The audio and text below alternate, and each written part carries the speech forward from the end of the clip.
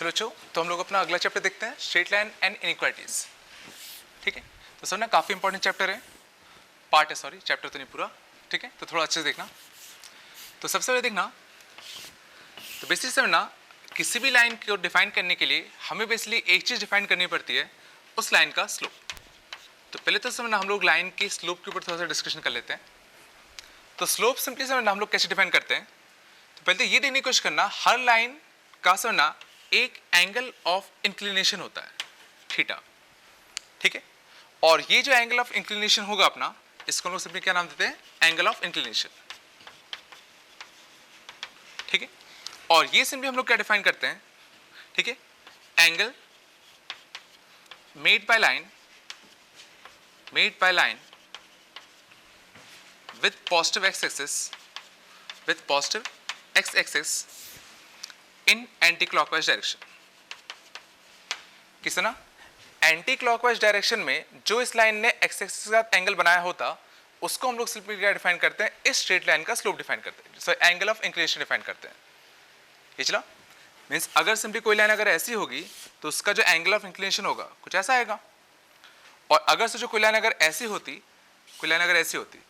तो positive x axis जो कि इस साइड है, इससे एंटी क्लॉकवाइज डायरेक्शन में जो इसने एंगल बनाया होगा, मीन्स कौन सा, ये वाला, तो ये इसका एंगल ऑफ इंक्लिनेशन होता। ठीक है, hope so angle of inclination समझ में आ रहा होगा। तो किसी भी लाइन का सिंपली क्या होगा, जो उसने पॉजिटिव एक्स एक्सिस से एंटी क्लॉकवाइज डायरेक्शन में बनाया होगा, वही सिंपली क्या होता है, उसका एंगल ऑफ इंक्लिनेशन होता। ठीक है, और सर ना स्लोप हमने कैसे डिफाइन किया, tan of angle of inclination. किसी भी लाइन का जो भी एंगल ऑफ इंक्लिनेशन होता, उसका tan ले लो, तो वही सिंपली क्या होगा, उस लाइन का स्लोप होगा। और इसको हम लोग जनरली किससे डिनोट करते हैं, स्मॉल m से। ठीक है, और सर ना tan के लिए मैं उम्मीद करता हूं कि कुछ वैल्यूज पता होंगी, जैसे tan 0 कितना होगा 0, tan 30 कितना होगा 1/√3, tan 45 ये कितना होता है 1, tan 60 ये कितना होता है √3, tan 90 ये तुम्हारा कितना होता है, नॉट डिफाइंड। ठीक है, और सो ना tan 90 माइनस थीटा ये तुम्हारा कितना होता है, cot थीटा। ठीक है, और tan theta is equal to कितना, 1/cot थीटा। एक तो ये चीज, और एक और चीज शायद तुम लोगों ने शायद नहीं पढ़ी होगी 10th में, tan 180 minus theta is equal to कितना, -tan थीटा। इसको भी याद कर लो, कैसे होता है अभी हम देखेंगे। ठीक है, मीन्स अगर जैसे मान लो सुना, अगर जैसे मान लो मुझे tan ऑफ 150 निकालना होता, तो tan ऑफ 150 को मैं tan ऑफ 180 माइनस का 30 ये लिख सकता हूं।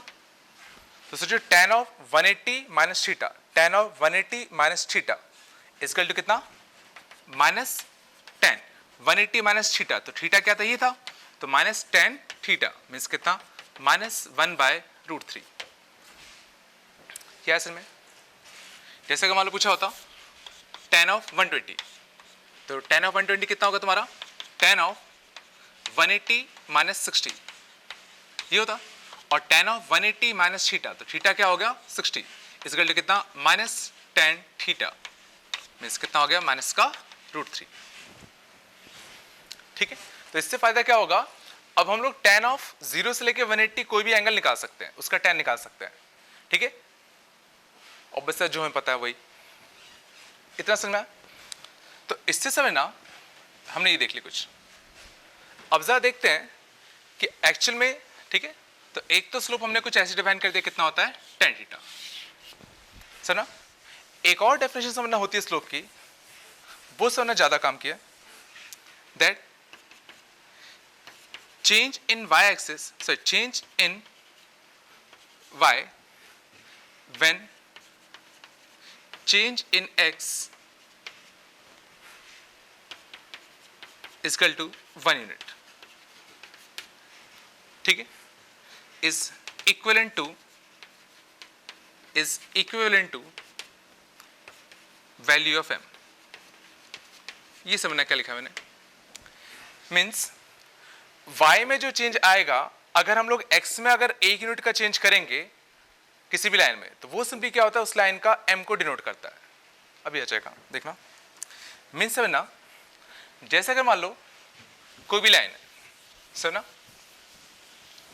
जैसे ना कोई भी लाइन है, जैसे मान लो ये लाइन होता, इसका स्लोप मैंने क्या कहा 2 है, तो इसका स्लोप 2 है, इसका मतलब सिंपली ये है कि तुम कोई भी स्टार्टिंग पॉइंट चूज कर लो। जैसे मान लो तुमने ये स्टार्टिंग पॉइंट चूज कर लिया, इसका एक्स कोऑर्डिनेट कितना होता है, मान लो कुछ भी x0।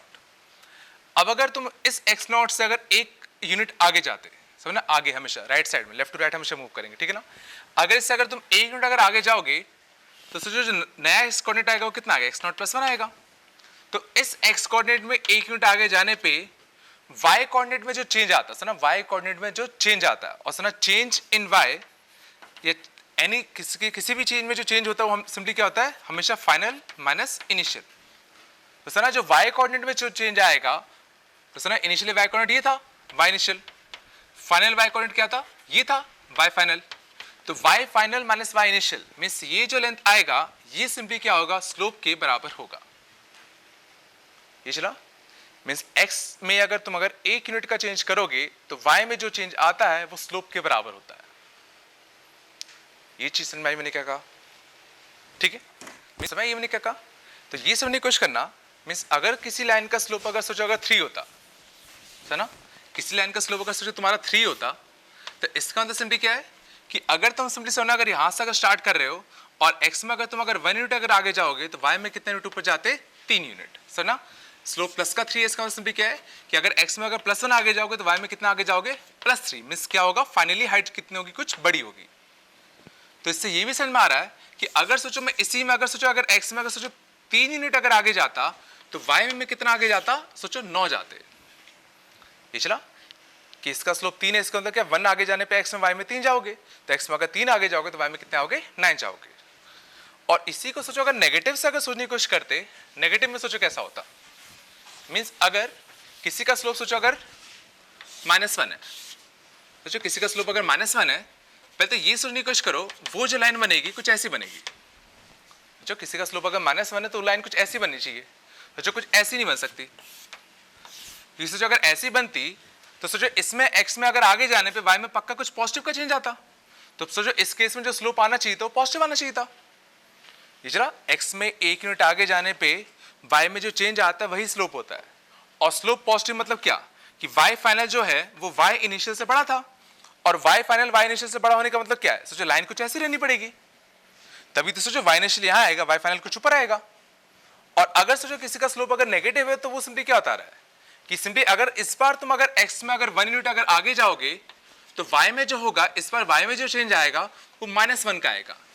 -1 का मतलब सिंपली क्या कि जो y फाइनल होगा वो कुछ छोटा होगा, इनिशियल y कुछ क्या होगा, बड़ा होगा, और कितना का चेंज आएगा, वो भी 1 का ही आएगा। सुना, ये भी 1 का चेंज था, और +1 स्लोप के अगर लाइन बनाता तो उसमें अगर 1 यूनिट अगर x में आगे जाते तो y में उसमें भी कितने का चेंज आता, +1 का आता। बट उसमें क्या होता, y में 1 यूनिट बढ़ता, इस केस में अगर x में तुम आगे जाओगे तो उसमें 1 यूनिट y में कम होगा। ये चला पॉजिटिव स्लोप और नेगेटिव स्लोप में फर्क क्या पड़ेगा। तो इससे सर ना अब जरा ये सुनने की कोशिश करो, ये क्वेश्चंस काफी इजी हो जाते हैं। जैसे अगर मान लो ये होता कि ये मान लो कोई लाइन है, ठीक है, इसका स्लोप मान लो अगर 2 होता, ठीक है, मान लो ये जो कोऑर्डिनेट था वो तुम्हारा कुछ 1,3 था। अब तुमसे ये पूछा होता इसी लाइन पे एक कोऑर्डिनेट था 5, क्वेश्चन मार्क, तो बताना था क्वेश्चन मार्क क्या होगा। तो ये सोचने की कोशिश करो, इसका स्लोप 2 है, इसका मीन सिंपली क्या है, अगर x में तुम अगर 1 आगे जाते तो y में कितना आगे जाते, 2 ऊपर जाते, प्लस का 2 था। और अब जरा सोचने की कोशिश करना, x में तुम बेसिकली कितना आगे चले गए, सोचो x में तुम 1 से 5 पहुंच गए, मींस x में तुमने जो चेंज किया वो सोचो 4 का कर दिया, और x में सोचो तुमने अगर चेंज अगर 4 का कर दिया तो y में जो चेंज आएगा सोचो दुगने का आएगा, और दुगने का आएगा मींस कितने का आएगा, 8 का। और 8 का चेंज आया, इनिशियल स्टार्ट कहां से लिया था, 3 से, तो 3 से 8 का चेंज अगर करते तो ये वैल्यू कितनी आती, 11 आती। इसमें क्या हुआ, ठीक है। वैसे अगर सर इसमें देखते अगर सोचो मान लो इसका स्लोप अगर -3 था, इस लाइन का स्लोप अगर कितना है, -3, ठीक है, और मान लो इस पे एक कोऑर्डिनेट होता तुम्हारा -1,6, ठीक है, और मान लो पूछा होता एक कोऑर्डिनेट होता है इसमें 3, क्वेश्चन मार्क, तो बताओ ये क्वेश्चन मार्क कितना आएगा। तो इस बार से हमारा इसका स्लोप अगर सोचो -3 है, इसका मतलब क्या है कि इस बार अगर तुम x में अगर 1 यूनिट अगर आगे जाओगे तो y में 3 यूनिट तुम्हें नीचे जाना पड़ेगा, और y में 3 यूनिट अगर नीचे जाना पड़ेगा तो जरा देखना x में कितना आगे चले गए, -1 से 3, मतलब सोचो x में तुम 4 आगे चले गए, और y में कितना होगा इसका 3 गुना, तो y में 3 गुना और वो भी नेगेटिव का, मीन्स y में कितना आएगा -12 का चेंज आएगा। और -12 का चेंज कहां से, 6 से, तो 6 से -12 का चेंज करोगे समझना, तो वो कितना आएगा बेसिकली -6। ध्यान रखना ये मैंने रफ फिगर बनाया था, तो एक्चुअल में सिर्फ 3 कुछ यहाँ आना चाहिए था, ठीक है, वो रफ फिगर है, समझ में आ रहा होगा ये चला कुछ। और इसी में जरा ये सुनने की कोशिश करना, अगर कुछ ये होता, ये इसका जवाब देने की कोशिश करना कि मान लो ये तुम्हारा होता कुछ क्वेश्चन मार्क (2) और मान लो ये होता तुम्हारा -1, और इसका जो स्लोप होता मान लो कुछ होता 1/3, ठीक है। तो मान लो पूछा होता है क्वेश्चन मार्क कितना आएगा, तो इस बार से सोचने की कोशिश करो, इस बार बेसिकली क्या है, इस बार हमें पता है स्लोप कितना 1/3, मीन्स x में अगर 1 आगे जाते तो y में कितने का चेंज आता, +1/3 का। और इस बार से ना हमें इनिशियल y और फाइनल y पता है, और इस बार से ना इनिशियल y और फाइनल y में जो चेंज आया, मतलब y में जो बेसिकली जो चेंज आया इस बार वो 1 का आया, और हमें पता है x में 1 आगे जाने पे y में 1/3 का चेंज आता, तो y में यहाँ इस केस में कितना चेंज आ गया, 1 का चेंज आ गया। तो y में से जो 1 का चेंज लाने के लिए मैं ये कह रहा हूं कि x में तुम्हें 3 का चेंज करना पड़ता। ये चला कि x में अगर 1 का चेंज करते तो y में 1/3 का चेंज आता, तो y में अगर तुम्हें 1 का चेंज करना है तो x में तुम्हें 3 का चेंज करना पड़ेगा, और x में अगर 3 का चेंज करना पड़ेगा तो -1 से 3 का चेंज करते, तो -1 से 3 आगे जाते तो कितना होता तुम्हारा ये +2, तो ये कोऑर्डिनेट कितना आएगा 2,2 आ जाता। पहली चीज समझ में आई, तो ये सुना, ये भी एक स्लोप का सेंस बनता है, ठीक है, कोई दिक्कत नहीं आता। थोड़ा और आगे देखते हैं, स्लोप को थोड़ा सा फील करने की कोशिश करते हैं, सुना। तो मान लो ये तुम्हारा कोऑर्डिनेट सिस्टम होता, तो हमें पता है tan 0 कितना होता है 0, tan 0 means angle of inclination इससे कितना होना चाहिए 0, मीन्स वो कौन सी लाइन होती, सोचो हॉरिजॉन्टल लाइन, तो जितनी भी हॉरिजॉन्टल लाइन होगी वो x एक्सिस से कितना इंक्लाइंड है 0 डिग्री, और 0 डिग्री इंक्लाइंड है, मीन्स इसका जो स्लोप आता वो कितना आता tan 0 आता, और tan 0 मीन्स कितना आता 0। और सही बात ये सोचो, जितनी भी हॉरिजॉन्टल लाइन होती हैं उसमें सोचो अगर तुम x में अगर 1 का सोचो x में अगर तुम इसमें अगर 1 यूनिट अगर आगे जाओगे, जो इस x अगर इस x पे अगर जाते 1 यूनिट अगर आगे जाते, तो इस बार सोचो y में कितने का चेंज आया, तो इनिशियल y भी इतना था, फाइनल y भी इतना था, तो सोचो y में जो चेंज आया वो 0 का था, तो x में 1 यूनिट आगे जाने पे y में सोचो 0 यूनिट का चेंज आया, मीन्स इसका जो स्लोप आना चाहिए था कितना आना चाहिए था 0, ठीक है। जो 45 डिग्री वाली कोई लाइन होती, तो 45 डिग्री वाली जो लाइन होती उसका स्लोप तो tan 45 आता, तो tan 45 मीन्स कितना आता 1। और सुना ये काफी अच्छा होता है, ये इसलिए अच्छा होता है क्योंकि सुना 1 सिंपली ये बताता है कि अगर तुम अगर x में अगर 1 आगे जाओगे तो y में कितना ऊपर जाओगे, 1 ही ऊपर जाओगे, x में अगर 2 आगे जाते तो y में भी कितना ऊपर जाते, 2 ही ऊपर जाते, ठीक है, ये चला सबको, ठीक है। tan 30 डिग्री, tan 30 डिग्री कुछ सोचो यहाँ होगा, जिसका एंगल ऑफ इंक्लिनेशन कितना होता है 30 डिग्री, उसका स्लोप कितना तुम्हारा 1/√3, ठीक है। 60 डिग्री वाले का इसका स्लोप तुम्हारा कितना आता √3, ठीक है। तो इससे समझना एक चीज तो साफ साफ दिख रही है कि इसका स्लोप सोचो 0 था, फिर कुछ बढ़ा, फिर कुछ बढ़ा, फिर कुछ बढ़ा, और फाइनली सोचो जैसे जैसे सोचो 90 के पास जाता, एग्जैक्टली 90 पे नॉट डिफाइंड हो जाता। अब जरा ये फील करने की कोशिश करना, बिल्कुल सही एग्जैक्टली 90 वाला स्लोप सोचा, एग्जैक्टली जो 90 डिग्री वाला जो एंगल ऑफ इंक्लिनेशन होता एग्जैक्टली 90 वाला, जैसे ये वाला मान लो, तो इसका जो स्लोप आता वो कितना आता tan 90 आता, और tan 90 आता मीन्स कितना आता सिंपली नॉट डिफाइंड, कुछ हम लोग ये कहते। लेकिन हम लोग इसमें इंटरेस्टेड नहीं है। अगर मान लो हल्का सा लाइन अगर इस साइड को मैं टिल्ट कर दूं, सुना, अगर मैं ये लाइन की बात करूं जो एग्जैक्टली 90 तो नहीं था, उससे हल्का सा इधर को टिल्ट था राइट साइड में, ठीक है, मीन्स 89.99 मान लो, ठीक है, इसका स्लोप कितना आता। तो इस बार जरा ये फील करने की कोशिश करो कि इस बार सोचो अगर तुम इसमें अगर सोचो x में अगर 1 यूनिट अगर आगे जाते, तो ये सोचने की कोशिश करो y में सोचो काफी बड़ा चेंज आता। ये सोच पा रहे हो, ये तो तब भी मैंने मोड़ दिया, ये एक्चुअली और सीधा होता। तो जो इस बार x में अगर 1 यूनिट का अगर तुम चेंज करते तो y में सोचो काफी बड़ा चेंज आता, और चूंकि काफी बड़ा चेंज है तो हम लोग सिंपली क्या कहेंगे, इसका जो स्लोप होगा वो सोना सिंपली कितना होगा तुम्हारा +∞। इसलिए प्लस का तो आना ही था, प्लस का इसलिए आना था क्योंकि x में आगे जाने पे y में कुछ बढ़ा है अपना, ये है सब क्वेश्चन में, ठीक है। मीन्स ये तो समझ में आ रहा है कि सना इसका स्लोप 0 इसका 1/√3, इसका 1, इसका √3, और जैसे जैसे तुम स्लोप आगे बढ़ते जा रहे हो, इसका जैसे जैसे तुम एंगल ऑफ इंक्लिनेशन बढ़ाते हैं, इसका जो स्लोप है बढ़ता जा रहा है, और बढ़ता जा रहा है, और बढ़ने का रेट भी सोचो मैं कह सकता हूं, समझना, देखो ये चीज भी ध्यान देना कि बढ़ने का रेट भी हम लोग सोच सकते हैं कि कितनी तेजी से कहां बढ़ रहा है, समझना।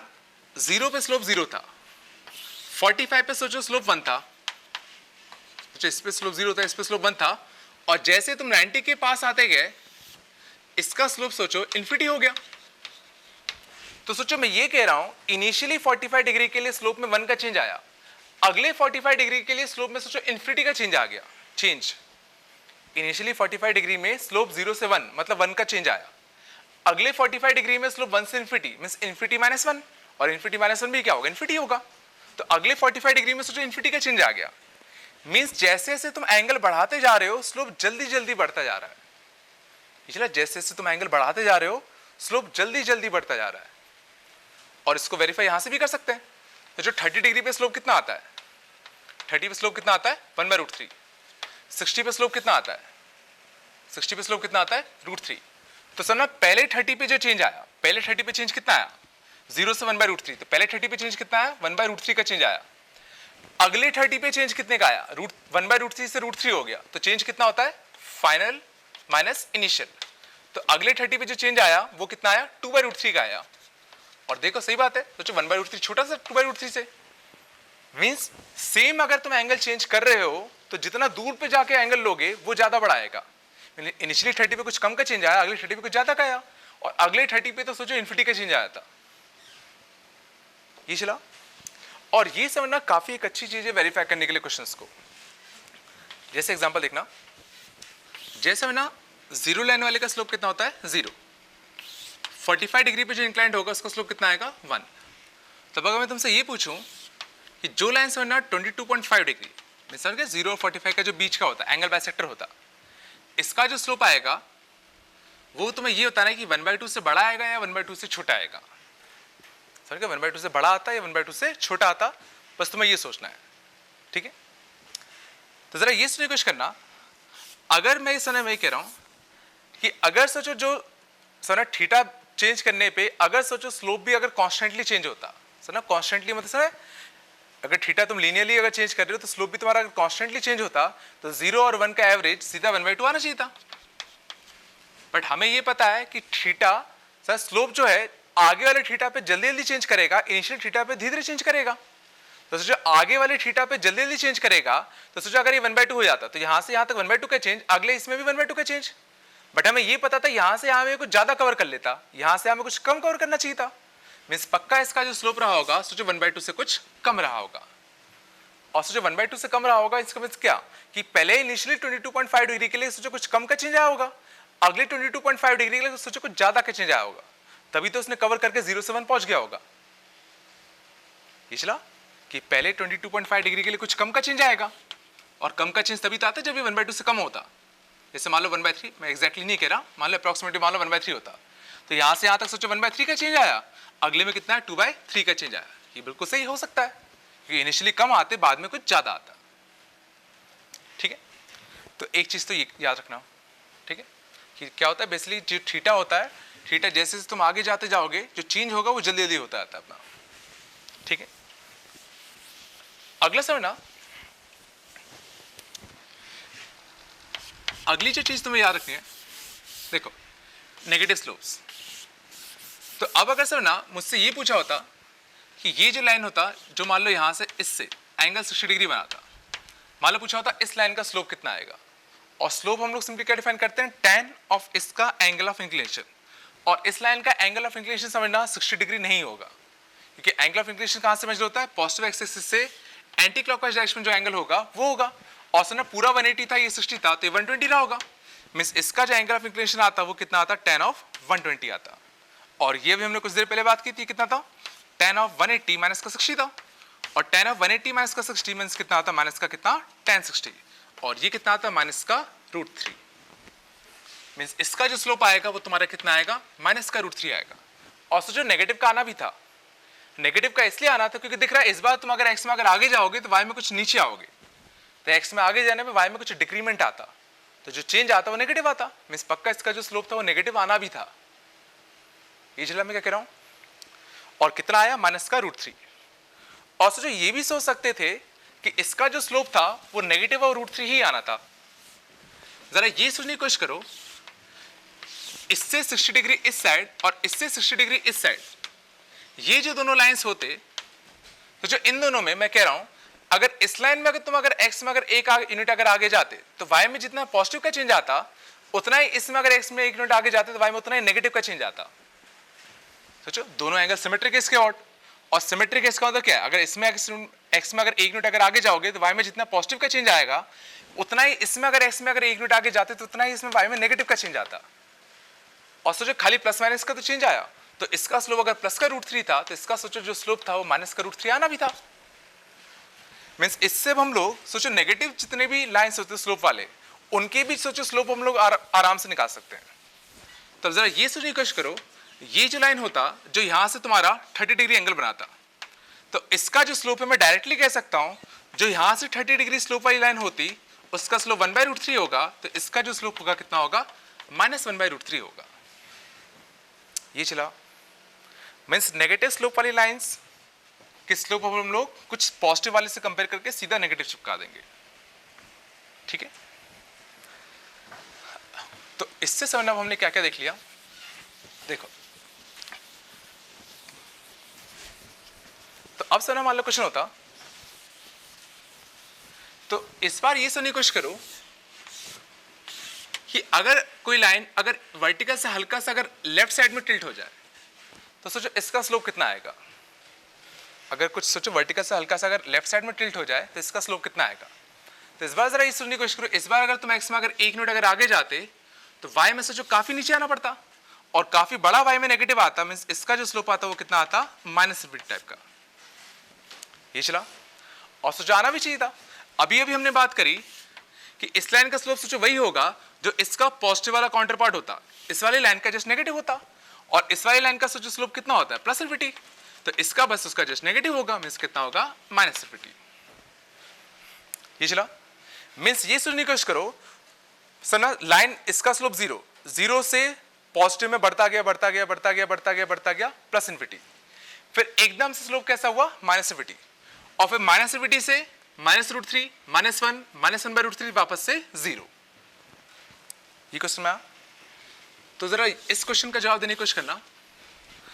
अगर मैं सिंपली यहां पे कुछ लाइंस अगर ड्रॉ कर दूं, ठीक, तो ना अगर मैं कुछ लाइंस अगर यहां ड्रॉ करता, जैसे ये वाली ये वाली ये वाली ये वाली और ये वाली, ठीक है, मान लो, ठीक है, ये अपना कोऑर्डिनेट सिस्टम होता। मान लो क्वेश्चन होता, इस लाइन का स्लोप अगर m1 होता, इस लाइन का स्लोप m2 होता, इस लाइन का m3 होता, इसका m4 होता और इसका m5 होता। अब क्वेश्चन ये होता कि इनके जो स्लोप का है उनको असेंडिंग ऑर्डर में हमें लगाना था। ठीक है, ये जो जितने भी स्लोप्स थे लाइंस के, हमें इनको असेंडिंग ऑर्डर में लगाना था। ठीक है, सबसे छोटे सबसे बड़ा। तो जरा ये सोचने की कोशिश करना, पहली चीज तो ये, जितनी भी लाइंस तुम्हें ऐसी दिख रही हैं उन सब लाइंस का जो स्लोप होगा पक्का कैसा होगा, पॉजिटिव। ये चला, ये जितनी भी लाइंस होंगी सबका स्लोप कैसा होगा, पॉजिटिव। ये जितनी भी लाइंस होंगे सबका स्लोप कैसा आएगा, नेगेटिव। मींस ये कंफर्म है, ये तुम्हारे आगे रहेंगे, ये कुछ पीछे रहेंगे। पहली चीज तो ये। दूसरा समझना, सोचो लाइन जितना ज्यादा इंक्लाइंड होता है उसका स्लोप उतना ज्यादा होता है। सोचो लाइन जितना ज्यादा इंक्लाइंड होगा उसका स्लोप उतना बड़ा, तो इस लाइन का स्लोप सबसे बड़ा आएगा। m3 का स्लोप कितना आएगा, सबसे बड़ा आएगा। उससे कम इंक्लाइंड m2 का होता, उससे कम इंक्लाइंड किसका होता, m1 का होता। अब क्वेश्चन ये आता है कि m4 और m5 में कौन बड़ा होगा। तो जरा ये सोचने की कोशिश करो, नेगेटिव में समझना, इस साइड को जितना ज्यादा इंक्लाइंड उतना स्लोप उतना नेगेटिव। तो जो इसका स्लोप -∞, फिर -√3, फिर -1, फिर -1/√3। तो सोचो इसका स्लोप ज्यादा बड़ा नेगेटिव होगा, इसका कम नेगेटिव होगा। तो ज्यादा बड़ा नेगेटिव और कम नेगेटिव, तो सोचो ज्यादा बड़ा नेगेटिव सबसे छोटा होता, तो m4 सबसे छोटा होता और m3 उससे बड़ा होता। चला, मान लो ये -√3 होता और ये -1/√3 होता, देख लो कौन सा बड़ा है, ये ज्यादा बड़ा होता है एज कंपेयर टू दिस। ये ऐसा क्वेश्चन में, ठीक है, तो एक तो ये चीज कह सकते हैं। ठीक, और देखना,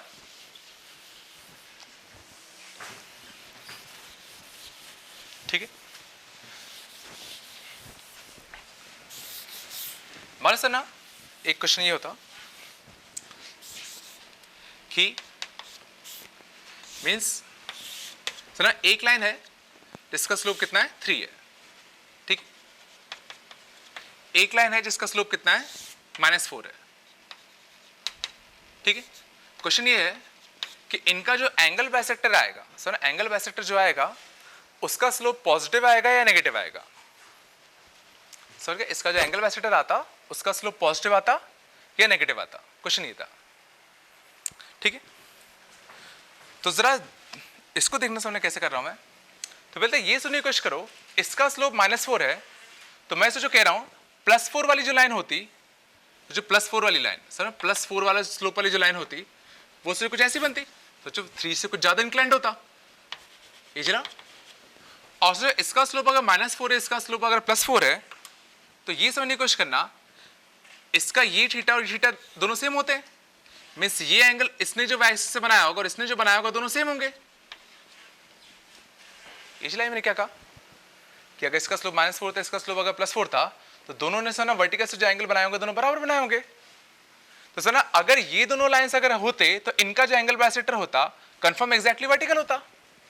तो ये दोनों लाइंस अगर होते तो इनका जो एंगल बाइसेक्टर होता कंफर्म वर्टिकल होता। बट सोचो ये जो लाइन था कुछ इधर को खिसक गया, तो सोचो ये जो लाइन खिसक कर कुछ अगर इधर को आ गया, तो सोचो इसका जो एंगल बाइसेक्टर होगा वो भी सोचो कुछ खिसक के इधर को आना पड़ेगा।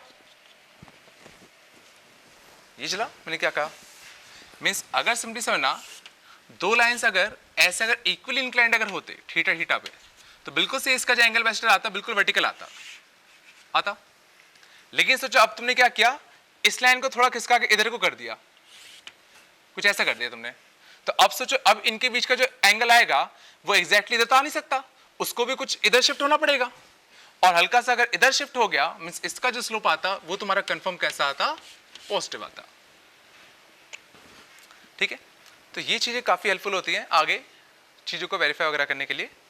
ठीक है, तो थोड़ा सा इसको हम लोग ध्यान रखेंगे। ठीक है ना, आगे देखते देखना। अब हम लोग बात करते हैं इक्वेशन ऑफ स्ट्रेट लाइंस। ठीक है, देखो तो इक्वेशन ऑफ स्ट्रेट लाइन समझना, तो सबसे पहले समझना equation of horizontal straight line. जैसे ना अगर मान लो ये कोई हॉरिजॉन्टल स्ट्रेट लाइन होता तो इसकी जो इक्वेशन आएगी वो कुछ y equal to some constant कुछ ऐसे आती है ना। जो हॉरिजॉन्टल स्ट्रेट लाइन होगा उसकी जो इक्वेशन आएगी कुछ कैसे आएगी, y equal to some constant.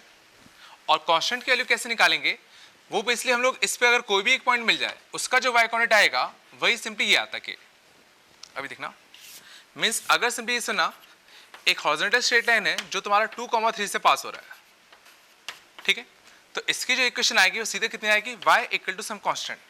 और ये के निकालने के लिए सिंपली इस लाइन में कोई भी एक पॉइंट का y कोऑर्डिनेट चेक कर लो। तो कोई भी एक पॉइंट दिख रहा है ये वाला था, उसका y कोऑर्डिनेट कितना था, 3 था। तो सिंपली कितना आता, y इक्वल टू 3। और सोचो बिल्कुल कॉमन सेंस है, सोचो वो सारे पॉइंट्स कौन से होते, सोचो वो सारे पॉइंट्स कौन से होते जिनका y कोऑर्डिनेट 3 होता। तो सोचने की कोशिश करो वो सारे पॉइंट्स कौन से होते जिनका y कोऑर्डिनेट 3 होता। सोचो 1,3, 2,3, 3,3, 5,3, 6,3, 7,3, -1,3, -2,3, ये वो सारे पॉइंट्स होते। और जो इनको ज्वाइन करोगे तो ये तो स्ट्रेट लाइन बनेगा अपना। ये चला मैंने क्या कहा, मीन्स वो सारे पॉइंट्स जिनका y कोऑर्डिनेट 3 होगा वो सिंपली कौन से होते, ये सारे स्ट्रेट लाइन वाले होते। तो जरा सोचने की कोशिश करना, अगर मैं लिखूं y इक्वल टू -1, तो y इक्वल टू -1 सिंपली क्या, वो सारे पॉइंट्स जिनका y कोऑर्डिनेट -1 होता। सोचो y कोऑर्डिनेट -1 कुछ ऐसा होता, तो वो कौन सा स्ट्रेट लाइन होता, ये वाला। ये चला क्या हुआ, या सिंपली याद कर लो कि जो हॉरिजॉन्टल स्ट्रेट लाइन होता है उसकी इक्वेशन सिंपली क्या होती है, y equal to some constant. और ये के निकालेंगे सिंपली क्या करो, कोई भी एक पॉइंट ढूंढ लो इसके ऊपर, उसका y कोऑर्डिनेट चेक करो, सिंपली उसको वहां छाप दो। ये चला। अगला वर्टिकल स्ट्रेट लाइन। सुना, वर्टिकल स्ट्रेट लाइन जो होते हैं उनकी इक्वेशन कैसे देखते हैं हम लोग, x equal to some constant. और वापस से इस कांस्टेंट की वैल्यू निकालने के लिए इस पे कोई भी एक पॉइंट चेक कर लो, उसका जो x कोऑर्डिनेट आएगा वही सिंपली यहां छाप दो। देखना, तो जैसे अगर हम लोग बात करते, जैसे मान लो ये होता, ठीक है, ये वाला, मान लो ये पॉइंट होता तुम्हारा 1,4, तो चूंकि वर्टिकल लाइन है तो इसकी इक्वेशन कैसी होगी, कुछ x equal to some constant k, और k सिंपली क्या होगा, इस वर्टिकल लाइन में कोई भी एक पॉइंट चेक कर लो, उस पॉइंट का जो x कोऑर्डिनेट आएगा सिंपली उसी को यहां छाप दो, तो सिंपली ये क्या होता है, इस वर्टिकल स्ट्रेट लाइन की इक्वेशन होती है। पिछला और जरा सुनने को, इसको बिल्कुल कॉमन सेंस है, वो सारे पॉइंट्स कौन से होते जिनका x कोऑर्डिनेट 1 होता, जब वो सारे पॉइंट्स कौन से होते जिनका x कोऑर्डिनेट 1 होता, सोचो 1,0, 1,1, 1,2, 1,3, 1,4, 1,5, 1,-1, 1,-2, देखो वही लाइन आएगी। तो वो सारे पॉइंट्स जिनका x कोऑर्डिनेट 1 होगा, वर्टिकल स्ट्रेट लाइन होती है अपनी। ये चला, तो अगर मैं कहता x इक्वल टू -5, या सिंपली वो सारे पॉइंट्स समझना जिनका x कोऑर्डिनेट -5 होता, वो सारे पॉइंट्स जिनका x कोऑर्डिनेट -5 होता, तो -5,0, -5,1, -5,2, -5,3, -5,-1, -5,-2, इसको ड्रॉ करते, तो ये कौन सी लाइन आती है, x इक्वल टू कितना, -5, वो सारे पॉइंट्स जिनका x कोऑर्डिनेट कितना होता, -5। या सीधा याद कर लो, वर्टिकल स्ट्रेट लाइन के लिए x इक्वल टू k होता है, हॉरिजॉन्टल के लिए कितना होता है, y इक्वल टू k होता है। ठीक है, पहली चीज तो ये। अब जरा आगे देखते हैं। ठीक है, अब आगे देखना, अब अगर मान लो कुछ अगर तिरछी स्ट्रेट लाइन आ जाए तो कैसे करेंगे, तो जरा ये सुनने की कोशिश करना। बेसिकली पहला हम लोग पढ़ते हैं 2 पॉइंट फॉर्म, मींस अगर सिंपली अगर हमें 2 पॉइंट्स अगर दिए जाएं तो हम लोग स्ट्रेट लाइन की इक्वेशन कैसे निकालेंगे। पहले तो ये सुनने की कोशिश करो, किसी भी कोऑर्डिनेट स्पेस में अगर तुम्हें 2 पॉइंट्स अगर दे दिए जाएं तो सोचो वो जो स्ट्रेट लाइन होगा फिक्स हो आएगा। जो अगर तुम्हें 2 पॉइंट्स अगर दे दिए जाएं तो तुम्हारा स्ट्रेट लाइन फिक्स हो जाएगा। अगर तुम्हें 3 पॉइंट्स अगर दिए जाते और कहा होता इन 3 पॉइंट से पास होने वाला स्ट्रेट लाइन बनाओ, तो सुना ये क्वेश्चन देने वाले की दिक्कत होगी कि उसको तीनों पॉइंट्स सोचो कोलिनियर देने पड़ेंगे, क्योंकि सोचो अगर उसने 3 पॉइंट्स अगर ऐसे दे दिए तो सोचो इससे तो बनने थोड़ी स्ट्रेट लाइन बनेगा अपना। मीन्स खाली 2 ही पॉइंट्स इनफ है एक स्ट्रेट लाइन को फिक्स करने के लिए। अगर वो 3 पॉइंट्स दे रहा है मीन्स उसको ध्यान रखना पड़ेगा कि तीनों पॉइंट्स वो कैसे दे, कोलिनियर दे।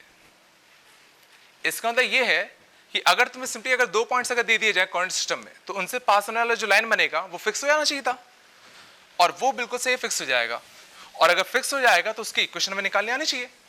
तो सुना, अगर सिंपली अगर हमें 2 पॉइंट्स दिए जाए x1, y1, और दूसरा पॉइंट अगर हमें दिया जाता x2, कितना y2, ठीक है, तो इनसे जो पास होना जो स्ट्रेट लाइन बनता उसकी जो इक्वेशन, ठीक है, होप सो मुझे लग रहा है शायद 10th में पढ़ा होगा तुम लोगों ने, तो इसकी जो इक्वेशन आती है कितनी आती है, y minus y1 equal to कितना m, y2 minus y1 upon कितना x2 माइनस x1 और कितना x माइनस x1। और ये जो चीज लिखी है ये और कुछ नहीं, इस लाइन का स्लोप लिखा है। और जब सोचने की कोशिश करो जो स्लोप था वो कुछ यही तो होना था। स्लोप सिंपली क्या होना था, change in y upon change in x। सोचो ये चेंज इन y कितना था, y2 माइनस y1 होगा, ये जो चेंज इन x था वो कितना था, x2 माइनस x1 होगा। तो जो स्लोप होता है वो सिंपली कितना होता है अपना, चेंज इन y अपॉन कितना, चेंज इन x। ये अपना क्या होगा, सिंपली उस स्ट्रेट लाइन का स्लोप होगा। ठीक है, और स्ट्रेट लाइन की इक्वेशन लिखनी है तो सिंपली क्या करो, इसमें से कोई भी एक पॉइंट को पकड़ लो, कोई भी एक पॉइंट को x1 को y1 को पकड़ लिया, उसको सिंपली हमने यहां छाप दिया और स्लोप को सिंपली यहां छाप दो। ठीक है, मिस इसमें तुम्हें क्या क्या रखना है कि सिंपली अगर तुम्हें 2 पॉइंट्स अगर पता है तो स्लोप निकालना आना चाहिए। स्लोप कैसे निकालते हैं, दोनों के y कोऑर्डिनेट का difference y2 minus y1 upon x2 minus x1, इससे स्लोप मिल जाएगा। अब स्लोप मिल गया तो y माइनस, जैसे तुमने इस वाले पॉइंट को पकड़ लिया तो y1 यहां आता, स्लोप यहां आता, x माइनस x1 यहां आता। ठीक है, अब जरा देखना, ठीक अभी आ जाएगा सर में। तो जैसे अगर समझना वाला होता वो स्ट्रेट लाइन की इक्वेशन जो कि समझना 1,3 से एंड 2,5 से पास होगा। पहले तो क्या करते हैं, इसका स्लोप निकाल लेते हैं। तो स्लोप निकालने के जाते तो स्लोप कितना आता, y2 minus y1 means 5 minus 3 upon x2 minus x1 means कितना 2 माइनस का 1। तो यहाँ से कितना आता 2/1, तो स्लोप कितना आ गया, 2 आ गया। अब स्लोप एक बार 2 मिल गया तो अब सिंपली किसी पॉइंट को पकड़ लो, जैसे मान लो तुमने इसको देख लिया 1,3 को, तो सिंपली कितना आता y माइनस y1, समझ गए ना, y1 मतलब कितना 3 इक्वल टू m मतलब कितना स्लोप 2, x माइनस x1, सुना जैसे तुमने इसका 3 लिया तो इसी का x कोऑर्डिनेट लेना पड़ेगा, मींस कितना आएगा x माइनस का 1। तो ये सिंपली क्या होता इस स्ट्रेट लाइन की इक्वेशन होती है। ये चला और देखो, तो सिंपली अगर मान लो होता equation of straight line passing from -1,4 and 5,-6, मान लीजिए होता इन दोनों पॉइंट से पास होना जो स्ट्रेट लाइन बनता, हमें उसकी इक्वेशन चाहिए होती। तो सिंपली कैसे लिखोगे, पहले इसका स्लोप निकाल लो।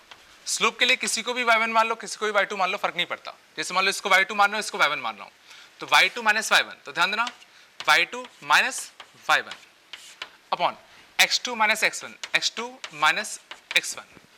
तो इससे स्लोप कितना आया 10/-6, मीन्स कितना है माइनस का 5/3, कुछ आया। और स्लोप माइनस का 5/3 मिल गया। अब किसी भी एक पॉइंट को ले लो, चाहे इसको ले लो चाहे इसको ले लो। तो मान लो इसको लेते, तो इसको लेते तो कितना आता y - y1, y1 कितना आएगा इसका 4, equal to m times of m कितना आता माइनस का 5/3, x - x1, तो x - x1, ध्यान देना पॉजिटिव नेगेटिव का अच्छे से। तो कितना आता y - 4 इक्वल टू कितना माइनस का 5/3 और कितना x प्लस का 1। ध्यान देना अगर तुमने पॉइंट अगर ये वाला भी लिया होता तो भी फर्क नहीं पड़ता, इक्वेशन दोनों सेम ही आती।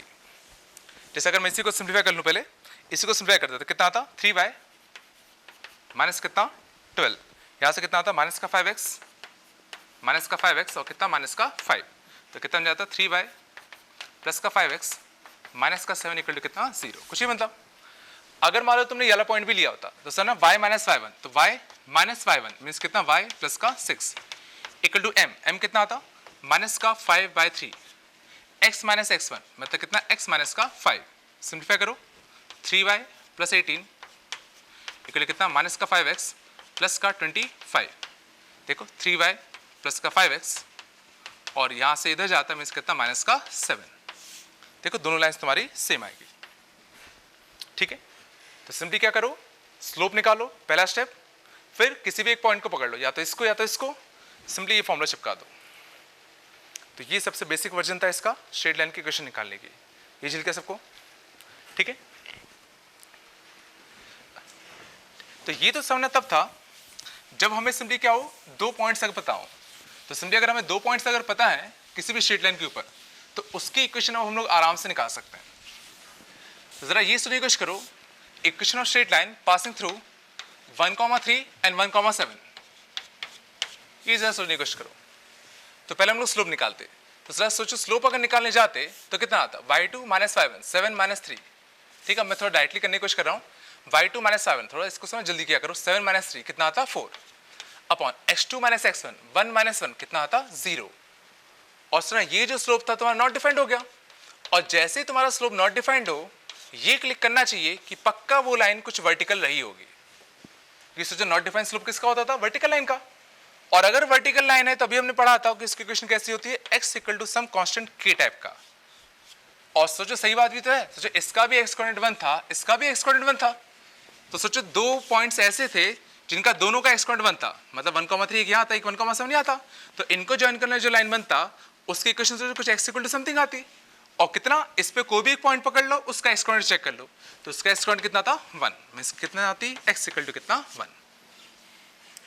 चला मींस कभी अगर स्लोप निकालते टाइम अगर नॉट डिफाइंड टाइप का आ जाए तो ये समझ में आना चाहिए कि वो लाइन कैसी रही होगी, कुछ वर्टिकल रही होगी। और वर्टिकल रही होगी मींस x इक्वल टू टाइप का कुछ कांस्टेंट टाइप का रहा होगा, बस तुम्हें क्या ही निकालना है। ये चला ठीक है।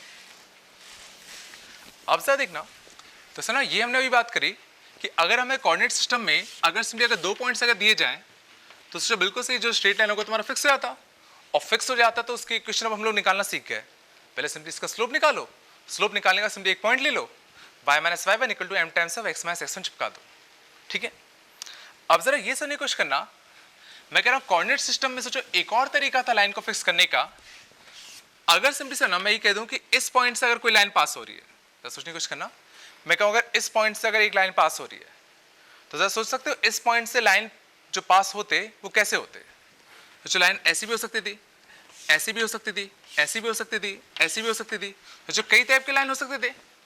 मीन्स अगर बस मैं इतना कहूँ कि इस पॉइंट से पास होने वाले लाइन की इक्वेशन लिखो, इस पॉइंट से पास होने वाले लाइन की इक्वेशन लिखो, तो सोचो वो कई सारे लाइन्स होते, वो फिक्स तो होता नहीं अपना। और चूंकि फिक्स नहीं होता मीन्स एक पर्टिकुलर यूनिक स्ट्रेट लाइन की इक्वेशन तो नहीं आती। हाँ, बट अगर मैं ये कह दूं कि इस पॉइंट से पास होने वाला स्ट्रेट लाइन और जिसका जो एंगल ऑफ इंक्लिनेशन था वो सोचो मैं अगर कह दूं 30 डिग्री था, तो जरा ये सोचने की कोशिश करो, इस बार सोचो वो जो लाइन होती वो फिक्स हो जाती। ये चला हमने क्या कहा कि अब अगर मैं ये कह देता कि भाई इस पॉइंट से पास वाला स्ट्रेट लाइन जिसका एंगल ऑफ इंक्लिनेशन कुछ 30 डिग्री, ये चलता है ना, ये 30 डिग्री है तो ये भी 30 डिग्री होगा, बताता ना। तो इस बार सोचो अब वो जो स्ट्रेट लाइन होता पक्का फिक्स हो जाता। मिस इस समय एक और चीज समझ में आ रही है कि अब अगर मैं एक पॉइंट अगर दे दूं कोऑर्डिनेट सिस्टम में और अगर मैं उसका एंगल ऑफ इंक्लिनेशन दे दूं या इनडायरेक्टली अगर मैं उसका स्लोप दे दूं तो भी तो सोचो लाइन फिक्स हो जाएगी। मिस अब अगर मैंने ये कह दिया कि भाई इस पॉइंट से पास होने वाला और जिसका जो एंगल ऑफ इंक्लिनेशन था वो तुम्हारा कितना हो जाए 150 डिग्री हो जाए, तो सोचो जो लाइन होगी वो फिक्स हो जाएगी। और अगर लाइन इसमें फिक्स हो रही है तो उसकी इक्वेशन भी फिक्स होनी चाहिए। ये चला और सोचो बिल्कुल से वो तो हम कर भी सकते हैं। देखो तो जैसे कि मान लो कहा होता सर ना, equation of straight line passing through 1,3 और जिसका स्लोप कितना है 1, इसका स्लोप कितना था 1। तो सोचो अभी हमने वही तो किया था। अभी हम लोग क्या करते थे, जब सोचो 2 पॉइंट्स ये होते थे तो हम लोग क्या करते थे, पहले स्लोप निकालते थे, पहले इसका हम लोग स्लोप निकालते थे, ठीक है, फिर हम लोग कोई भी एक पॉइंट पकड़ के y minus y1 equal to m times of x minus x1 उसमें छापते थे। बट इस बार सोचा हमें स्लोप डायरेक्टली दे दिया, और स्लोप अगर डायरेक्टली दे दिया बस हमें एक पॉइंट चाहिए तो स्ट्रेट लाइन के ऊपर, तो ये दिख रहा था एक पॉइंट था स्ट्रेट लाइन के ऊपर, तो सीधा इसकी इक्वेशन कितनी आएगी y माइनस y1, समझ गए, इस बार यही x1 है यही y1 है, ठीक है, equal to m times of m कितना था अपना 1, कितना x माइनस x1 मीन कितना x माइनस का 1। मीन्स पिछले पार्ट में क्या था, हमें दोनों पॉइंट से स्लोप निकालना पड़ता था, इस बार डायरेक्टली हमें स्लोप गिवन था, तो वो जो एक स्टेप था वो हमारा बच गया उल्टा। ये चला, ठीक है, मीन्स अगर हमें डायरेक्टली अगर पॉइंट दे दिया जाए और उसका स्लोप दे दिया जाए तो भी हम लोग सिंपली क्या कर सकते हैं, स्ट्रेट लाइन की इक्वेशन आराम से निकाल सकते हैं, ठीक है। हाँ देखना, ये कुछ क्वेश्चंस देखना, तुम्हें नहीं करने, मैं सॉल्व कर रहा हूँ, इनको देखना। बस ना हमें सिंपली अब क्या क्या अभी तक हमने बस क्या सीखा कि सिंपली अगर हमें 2 पॉइंट्स पता है तो हम लोग स्ट्रेट लाइन की इक्वेशन लिख लेंगे, अगर हमें पॉइंट पता है और इस लाइन का अगर स्लोप पता है तो हम लोग स्ट्रेट लाइन की इक्वेशन लिख लेंगे। ये 2 चीज़ें हमें पता है। अब खाली इन 2 चीज़ों का यूज़ करके देखते हैं क्या हम सारे क्वेश्चन सॉल्व कर सकते हैं नहीं। तो पहला देखते हैं, पहला क्या है, हमें equation of straight line find करनी है जो कि -1,3 से पास होगा और जिसका एंगल ऑफ इंक्लिनेशन कितना है 120 डिग्री। तो जरा फील करने की कोशिश को, लाइन कैसी रही होगी, -1,3 लगभग कुछ यहाँ रहा होगा और 120 डिग्री मतलब कुछ ऐसा। तो जरा ये सुनने की कोशिश करो, अब हमें इस स्ट्रेट लाइन की इक्वेशन लिखनी है, तो सीधा हमें क्या चाहिए, एक पॉइंट चाहिए जिससे वो स्ट्रेट लाइन पास हो और एक स्लोप चाहिए, तो हम लोग सीधा y minus y1 equal to m times of x minus x1 लगा देंगे। और जो पॉइंट हमें पता है ये वाला पॉइंट कितना दिया -1,3, और स्लोप चाहिए था, स्लोप अच्छी बात है, हमें थीटा पता था तो हम tan निकाल सकते हैं। और जरा ये सुनने की कोशिश करो, tan ऑफ 120, तो tan ऑफ 120 या ज्यादा अच्छा हुआ, ये 60 था तो जो 60 वाला होता है उसका नेगेटिव, तो 60 वाले का नेगेटिव में इसका स्लोप कितना आएगा -√3, और स्लोप मिल गया, पॉइंट मिल गया, तो इक्वेशन सीधा कितना आते -y माइनस 3 इक्वल कितना m टाइम्स ऑफ कितना x माइनस x1 मीन्स कितना x प्लस का 1। तो कुछ ये इक्वेशन आता है इसका, ये चला, इससे स्लोप मिल गया, सीधा इसमें छाप दिया। अगला, having x intercept of +1 and y intercept of -2। अब जरा ये सुनना, x इंटरसेप्ट और y इंटरसेप्ट क्या होते हैं। x इंटरसेप्ट सिंपली वो होता है जहां पे इस लाइन ने, कोई भी लाइन समझना, x एक्सिस को जहां कट करता है वो सिंपली उसका x इंटरसेप्ट होता है। जैसे अगर मान लो एग्जांपल के तौर पे, जैसे मान लो ये कोई स्ट्रेट लाइन था जिसने इसको 3,0 पे कट किया और ये जो पॉइंट था वो कितना था 0,2 था, तो इसका जो x इंटरसेप्ट होगा वो सिंपली क्या है, इसने x कोऑर्डिनेट जहां काटा, तो इसने x कोऑर्डिनेट कहां काटा 3 पे, तो इसका जो x इंटरसेप्ट होगा वो तुम्हारा कितना होगा +3 होगा। और इसने y एक्सिस को कहां काटा, y एक्सिस को 2 पे 0,2 पे, तो इसका जो y इंटरसेप्ट होगा वो तुम्हारा कितना होगा +2 होगा। अगर इसी केस में अगर लाइन मान लो अगर कुछ अगर ऐसा होता जिसने इसको यहाँ पे कुछ 3,0 पे कट किया होता और इसने इसको अगर मान लो कि 0,-5 पे कट किया होता, तो इसका जो x इंटरसेप्ट होता वो +3 होता और जो इसका y इंटरसेप्ट होता वो -5 होता।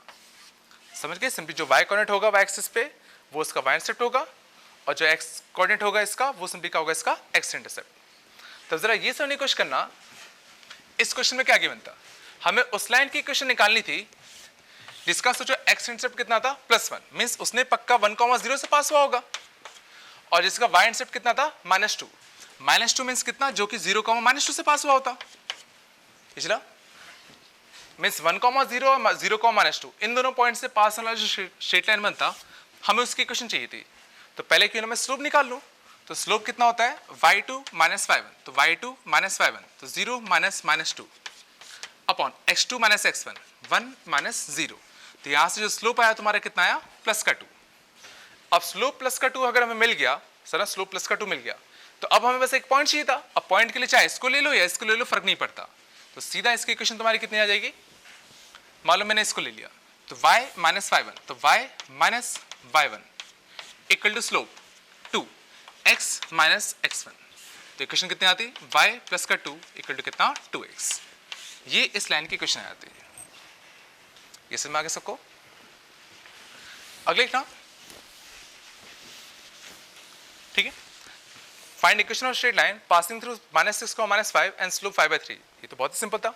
सीधा y हमें देखो पॉइंट चाहिए तो स्लोप चाहिए तो दोनों ही गिवन है। तो सीधा y minus y1 equal to m times of कितना 5/3 times of x minus x1 कुछ ऐसा। तो ये सीधा इसकी इक्वेशन मिल जाती है, ठीक है। अगला passing through 1,3 and equally inclined with coordinate axis. Sir ना दोनों सर कोऑर्डिनेट एक्सिस सिंपली कौन से होते हैं x और y एक्सिस। तो x और y एक्सिस से इक्वली इंक्लाइंड वो लाइन सिंपली कौन सी होती है, एक ये वाली और एक ये वाली। समझना, दोनों कोऑर्डिनेट एक्सिस से इक्वली इंक्लाइंड मींस ये थीटा और ये थीटा सेम, और यहाँ पे ये थीटा और ये थीटा सेम। ये दोनों जो लाइंस होती है इन्हीं को हम लोग क्या कहते हैं इक्वली इंक्लाइंड। और इक्वली इंक्लाइंड समझना जरूरी नहीं कि ओरिजिन से पास हो। जैसे ना अगर सिंपली अगर कोई स्ट्रेट लाइन अगर समझना यहाँ से भी अगर 45 डिग्री अगर बना रहा है तो ये भी जो स्ट्रेट लाइन है ये भी सिंपली तुम्हारे दोनों से इक्वली इंक्लाइंड है। तो यहाँ से भी 45 डिग्री इंक्लिनेशन था, यहाँ से भी 45 डिग्री इंक्लिनेशन था। समझ गए। मीन्स जो इक्वली इंक्लाइंड वाले जो लाइन होंगे वो सोचो उसका एंगल ऑफ इंक्लिनेशन कितना होगा, एक 45 डिग्री होगा, एक यहाँ से 45 डिग्री होगा। मीन्स एक का स्लोप अगर 1 होता तो एक का स्लोप कितना होता, इसी का नेगेटिव मीन्स कितना होता -1। मीन्स हमें अब दोनों लाइंस का सोचो स्लोप पता है। इक्वली इंक्लाइंड के एरिया में हमें दोनों लाइंस का स्लोप पता है, और स्लोप अगर हमें मिल गए तो बस पॉइंट ही तो चाहिए था।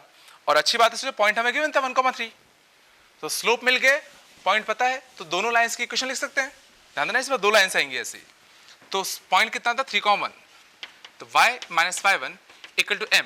तो पहले कैसे 1 ले लेता हूँ तो कितना आएगा x माइनस का 1। एक लाइन ये आती और एक लाइन तुम्हारी ये आ जाती। तो ये वो दो लाइंस होते जो कि 1,3 से पास होते और कोऑर्डिनेट एक्सिस से इक्वली इंक्लाइंड होते। ये चल कैसे को, ठीक है। अगला देखना क्या था, equation of straight line passing through कितना 1,2 and inclined at an angle of 30 degree with this line. Sir ना इसका मतलब क्या होता है, विद होता है एंगल विद दिस लाइन, मतलब इस लाइन से जो 30 डिग्री इंक्लिनेशन पे हो और 1,2 से पास हो। तो जरा ये सोचने की कोशिश करना, ये कुछ स्टैंडर्ड इक्वेशन ऑफ लाइन लिखी है y minus y1 equal to m times of x minus x1।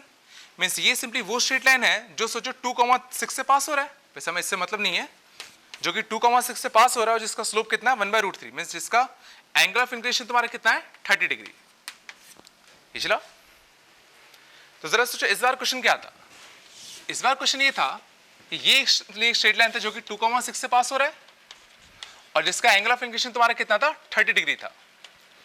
अब ये पूछा गया था वो स्ट्रेट लाइन की इक्वेशन क्या होगी जो कि 1,2 से पास होगा और इस लाइन से 30 डिग्री से इंक्लाइंड होगा। समझना, इस लाइन से जो 30 डिग्री इंक्लाइंड होगा। और जरा ये सोचने की कोशिश करना, इस लाइन से 30 डिग्री पे जो इंक्लिनेशन वाली जो लाइन होंगी ऐसी दो लाइंस होती, एक सोचो इससे 30 डिग्री इंक्लिनेशन ऊपर की साइड, एक सोचो इससे 30 डिग्री इंक्लिनेशन नीचे की साइड। ये चला हमने क्या कहा, इसने ये कहा था कि इस लाइन से 30 डिग्री पे जो लाइन इंक्लाइंड होंगी उनकी इक्वेशन लिखो जो कि तुम्हारे किससे पास हो 1,2 से पास हो। तो इस लाइन से 30 डिग्री इंक्लिनेशन पे दो ऐसी लाइंस होती, 30 ऊपर और 30 नीचे।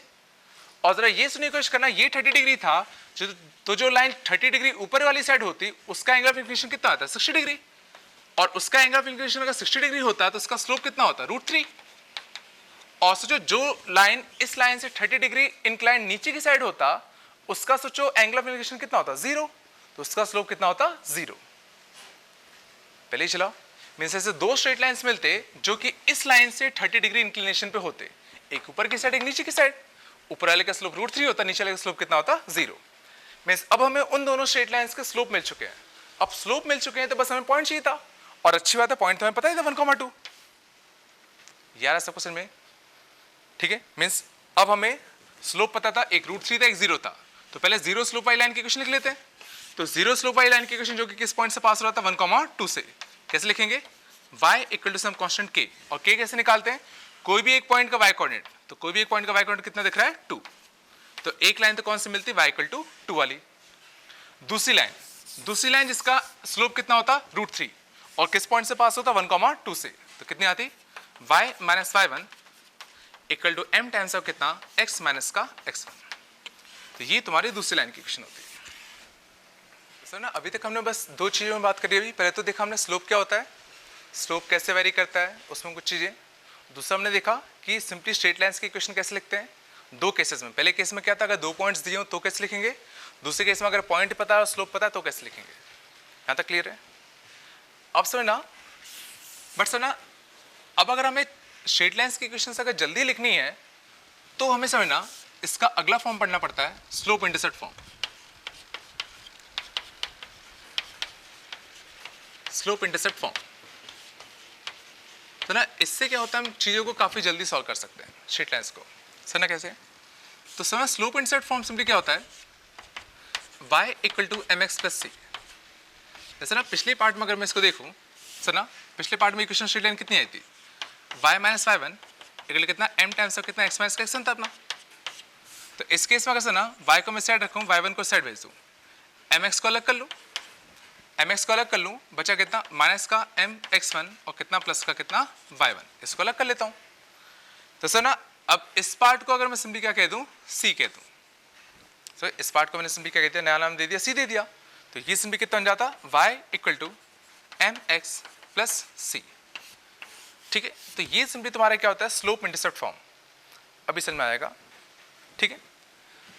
तो जरा समझना, तो हमने जो इन जनरल स्ट्रेट लाइन लिखा था y minus y1 equal to m times of x minus x1, ठीक है।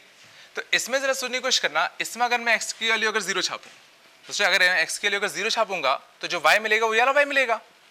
तो सोचिए अगर मैं x के लिए 0 छापता तो y कितना मिलता, सोचो इसमें x के लिए 0 छाप दो, तो x के लिए यहाँ 0 छापते तो y कितना आता, तो यहाँ से कितना, ये 0 बन जाता, तो यहाँ से कितना बचता, माइनस का mx1, एक ही बचता, यहाँ से ये y1 आ गया था, तो ये तो तुम्हारा y आता।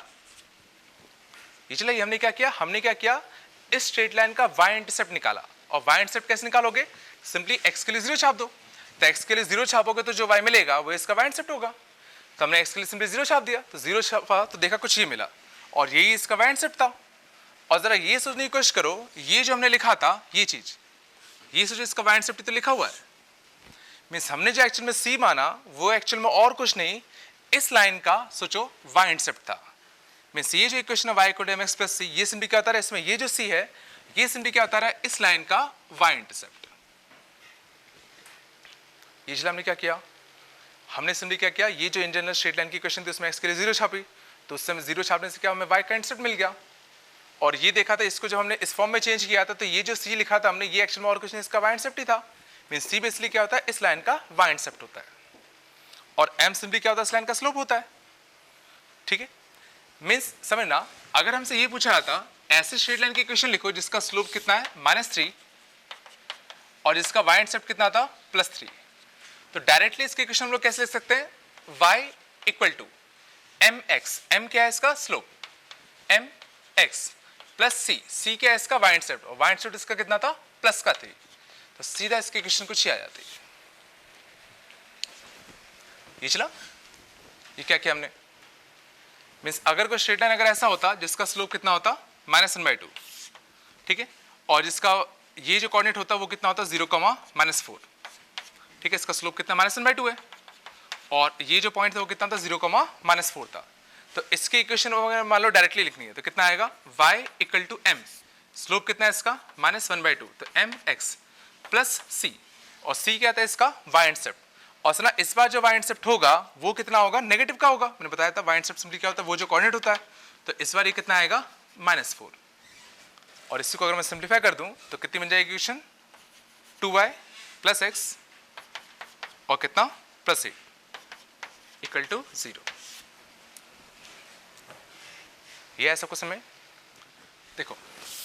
अब अगर उल्टा देखने की कोशिश करें, अगर मान लो मुझे पूछा होता 3y माइनस का 2x है ना, y इक्वल टू कितना 2/3x प्लस 1, ये लाइन को मान लो ड्रॉ करो, तो सोचो इस लाइन को क्या हम लोग डायरेक्टली ड्रॉ कर सकते हैं?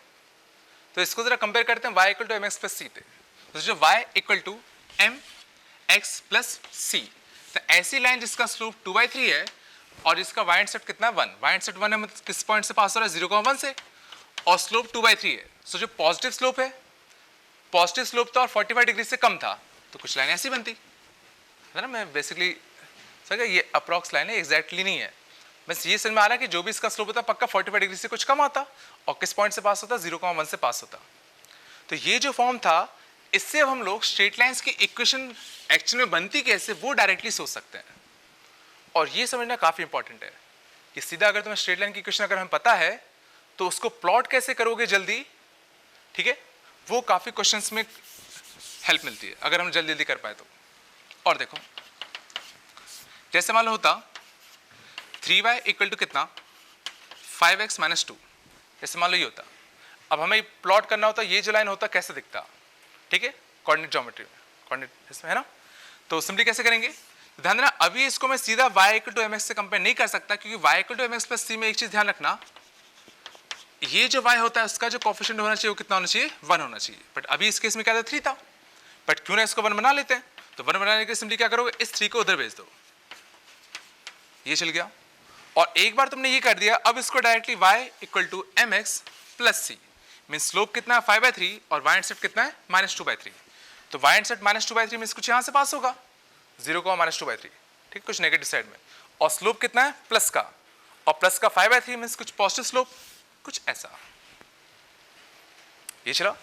मीन्स लाइंस को ड्रॉ करने के लिए ये जो फॉर्म है वो काफी हेल्पफुल है, 5,3 और ये पॉइंट कितना था 0,-2/3,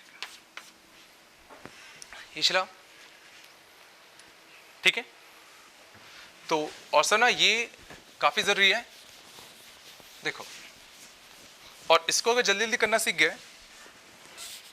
तो बड़ा मजा आएगा। देखो जैसे मान लो होता है x plus y equal to 1, इसको ड्रॉ करना होता जल्दी से, ठीक है। तो सर ना देखो, अब इसको ड्रॉ करने के लिए, देखो ड्रॉ करने के लिए ऑब्वियसली इसको ड्रॉ करने के कई तरीके होते हैं।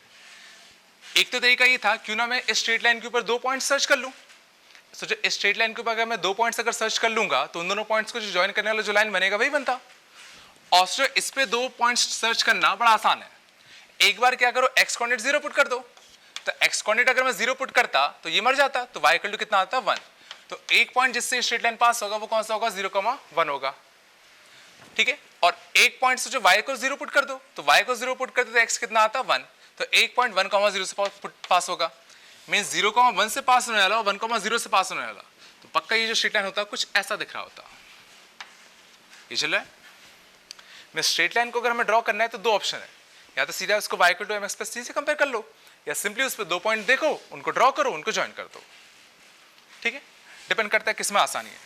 जैसे कि मान लो होता है 2y प्लस का 5x इक्वल टू माइनस का 3, ये होता है मान लो, इसको प्लॉट करना होता, तो इसमें समझना 2 पॉइंट्स इसमें भी सोच सकते हो। जैसे x को मैंने 0 छापा, तो x को अगर 0 छापोगे तो y कितना आएगा -3/2, तो x को 0 छापोगे तो 0,-3/2, एक पॉइंट ये वाला आता, ये चल रहा है।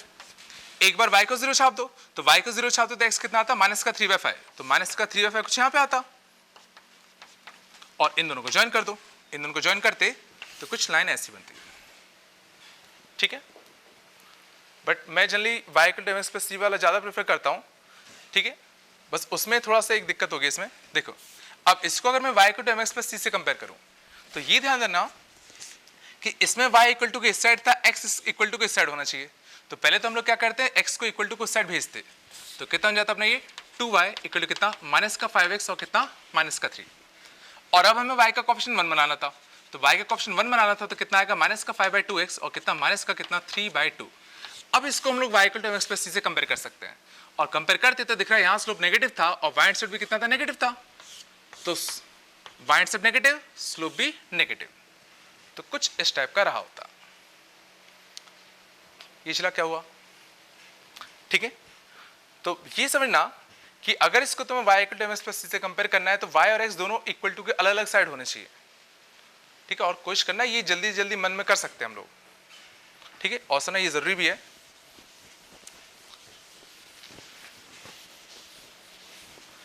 ठीक है, तो जरा समझना, मैं 2-3 लाइंस लिख रहा हूं, इसके स्लोप जल्दी जल्दी सोचने की कोशिश करना, खाली स्लोप। ठीक है, जैसे मैं कर दे रहा हूं अभी कुछ क्वेश्चंस, तो जैसे 4y + x = 1, तो जरा ये सोचने की कोशिश करो इसका स्लोप निकालते कैसे, थोड़ा जल्दी करने की कोशिश करो क्योंकि ये काफी काम आएगा।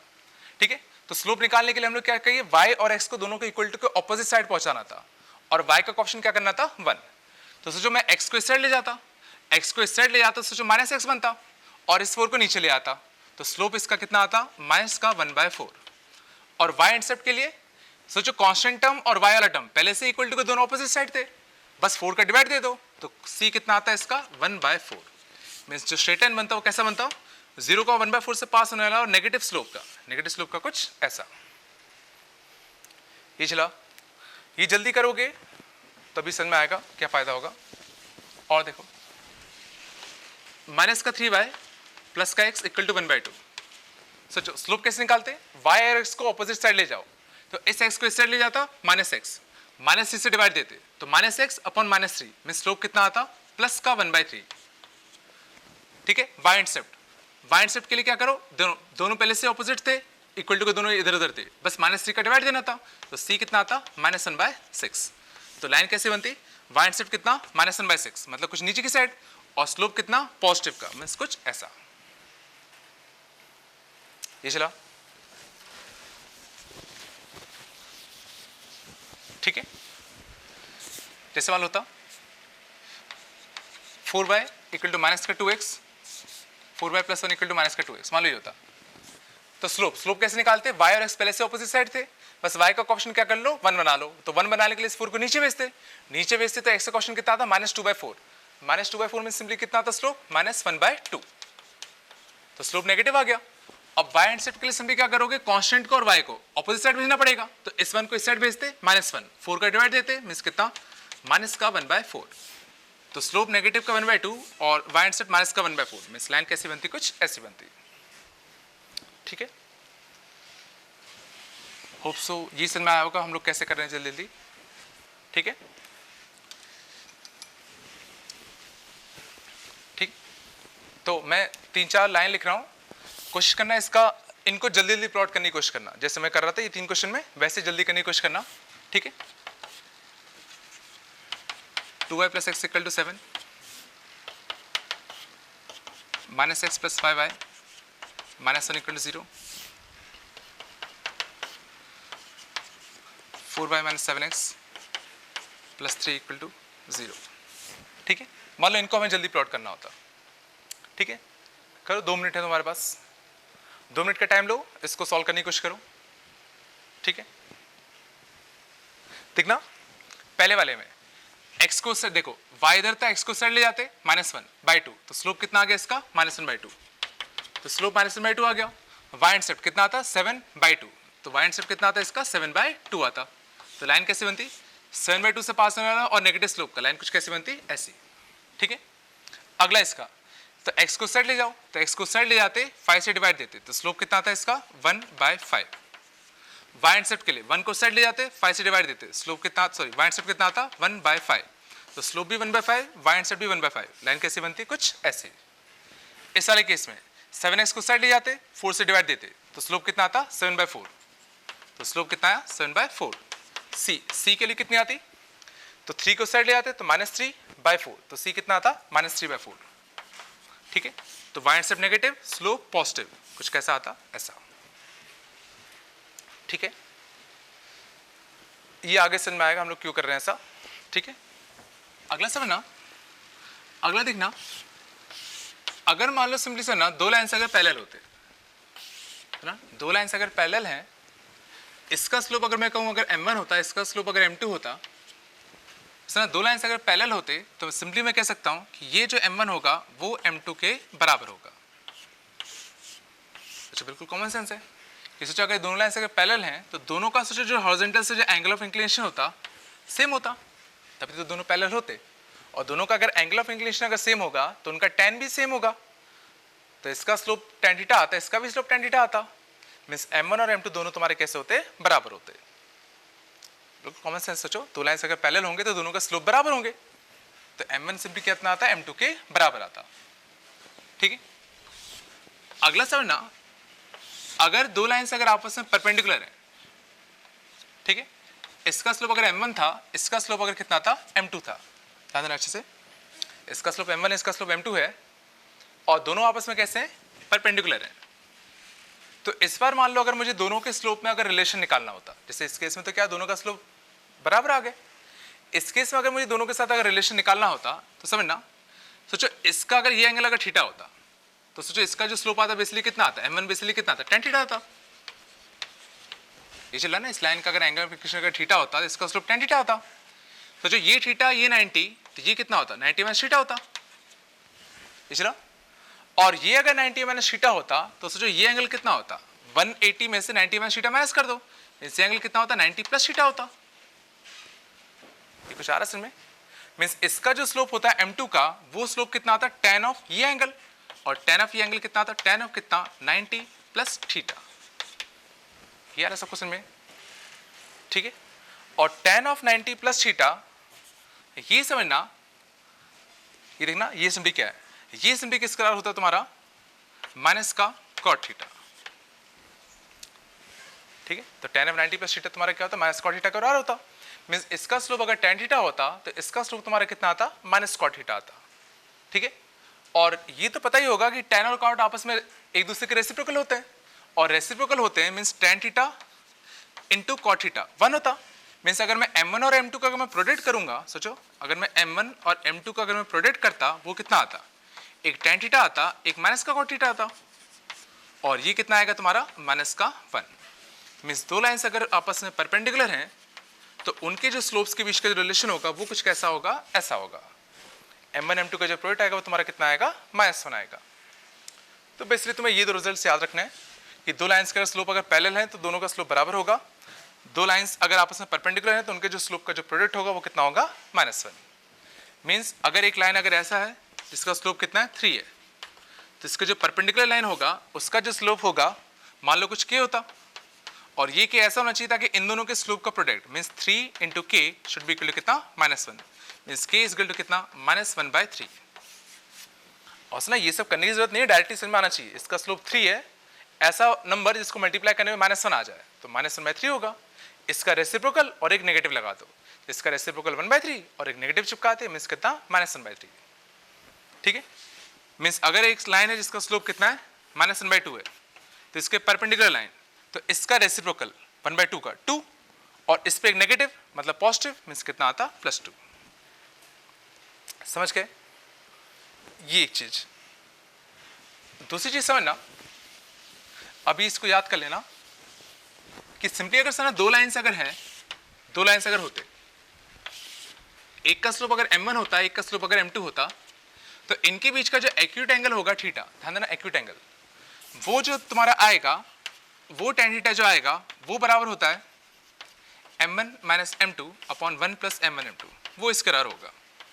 ये कैसा आता है हम लोग जब ट्रिग्नोमेट्री पढ़ेंगे तब समझ में आएगा, लेकिन इसका मॉड ध्यान देना, मॉड इसलिए लगाया बेसिकली क्योंकि समझना हो सकता था m1 minus m2 upon 1 plus m1 m2 ये हो सकता है नेगेटिव आया था, और हमें पता है जो नेगेटिव tan कब आता है, जब एंगल ऑब्ट्यूज बनता है। ये चला, नेगेटिव tan थीटा के लिए नेगेटिव कब आती है, जब एंगल ऑब्ट्यूज बनता है। सोचो तभी तो जितने भी स्ट्रेट लाइंस ऐसे वाले बनते थे इन सब का स्लोप पॉजिटिव आता था, और स्लोप ही क्या था, tan थीटा, मींस इन सब का tan थीटा कैसा आता था, पॉजिटिव। क्यों, क्योंकि ये सारे के सारे जो एंगल्स थे वो सबके सब कैसे थे, एक्यूट एंगल थे।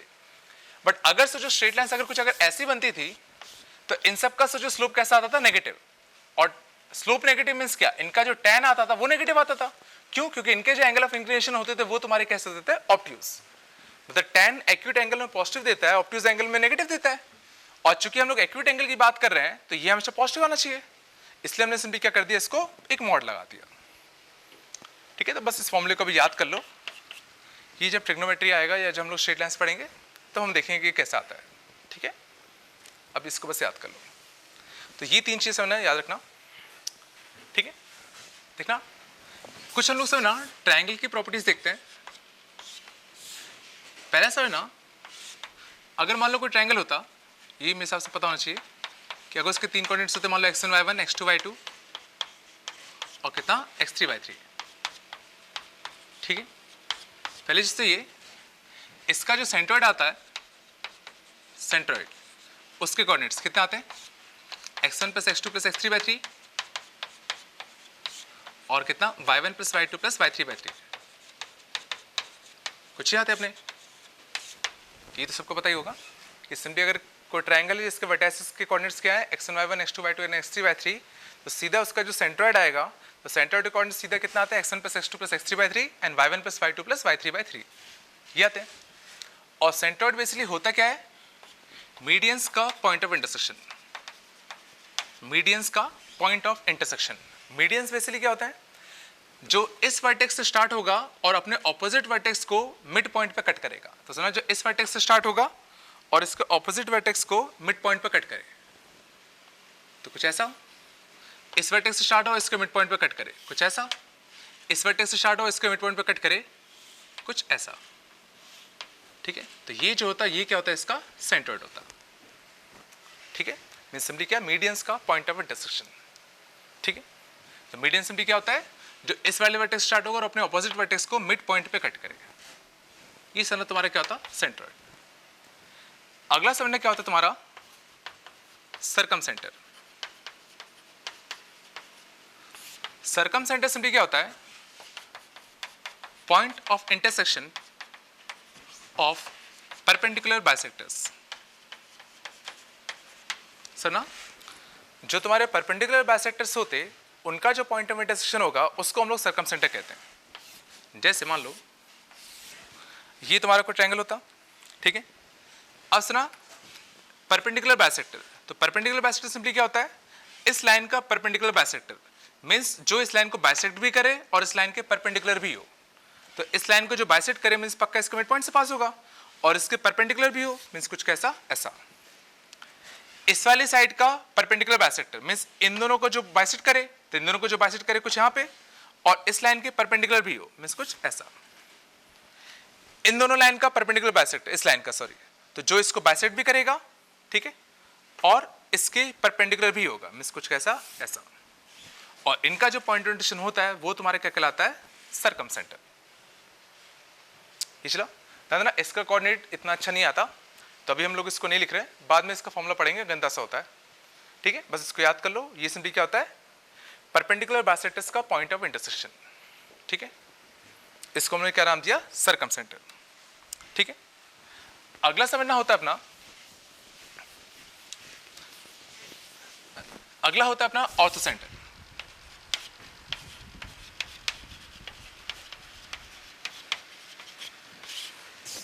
ऑर्थोसेंटर सिंपली समझना क्या होता है, point of intersection, point of intersection of altitudes. जो एल्टीट्यूड्स बनते हैं हर एक वर्टेक्स से दूसरी साइड पे, उनका पॉइंट ऑफ इंटरसेक्शन। तो एल्टीट्यूड समझना कैसे बनता है, जैसे पहला एल्टीट्यूड जो इस वर्टेक्स से स्टार्ट होगा और इस ऑपोजिट साइड के परपेंडिकुलर, कुछ ऐसा, समझ गए। जो एक वर्टेक्स से स्टार्ट होगा और दूसरे ऑपोजिट साइड के कैसे होगा, परपेंडिकुलर। जो यहां से स्टार्ट होगा और दूसरे साइड के कैसे होगा, परपेंडिकुलर, कुछ ऐसा।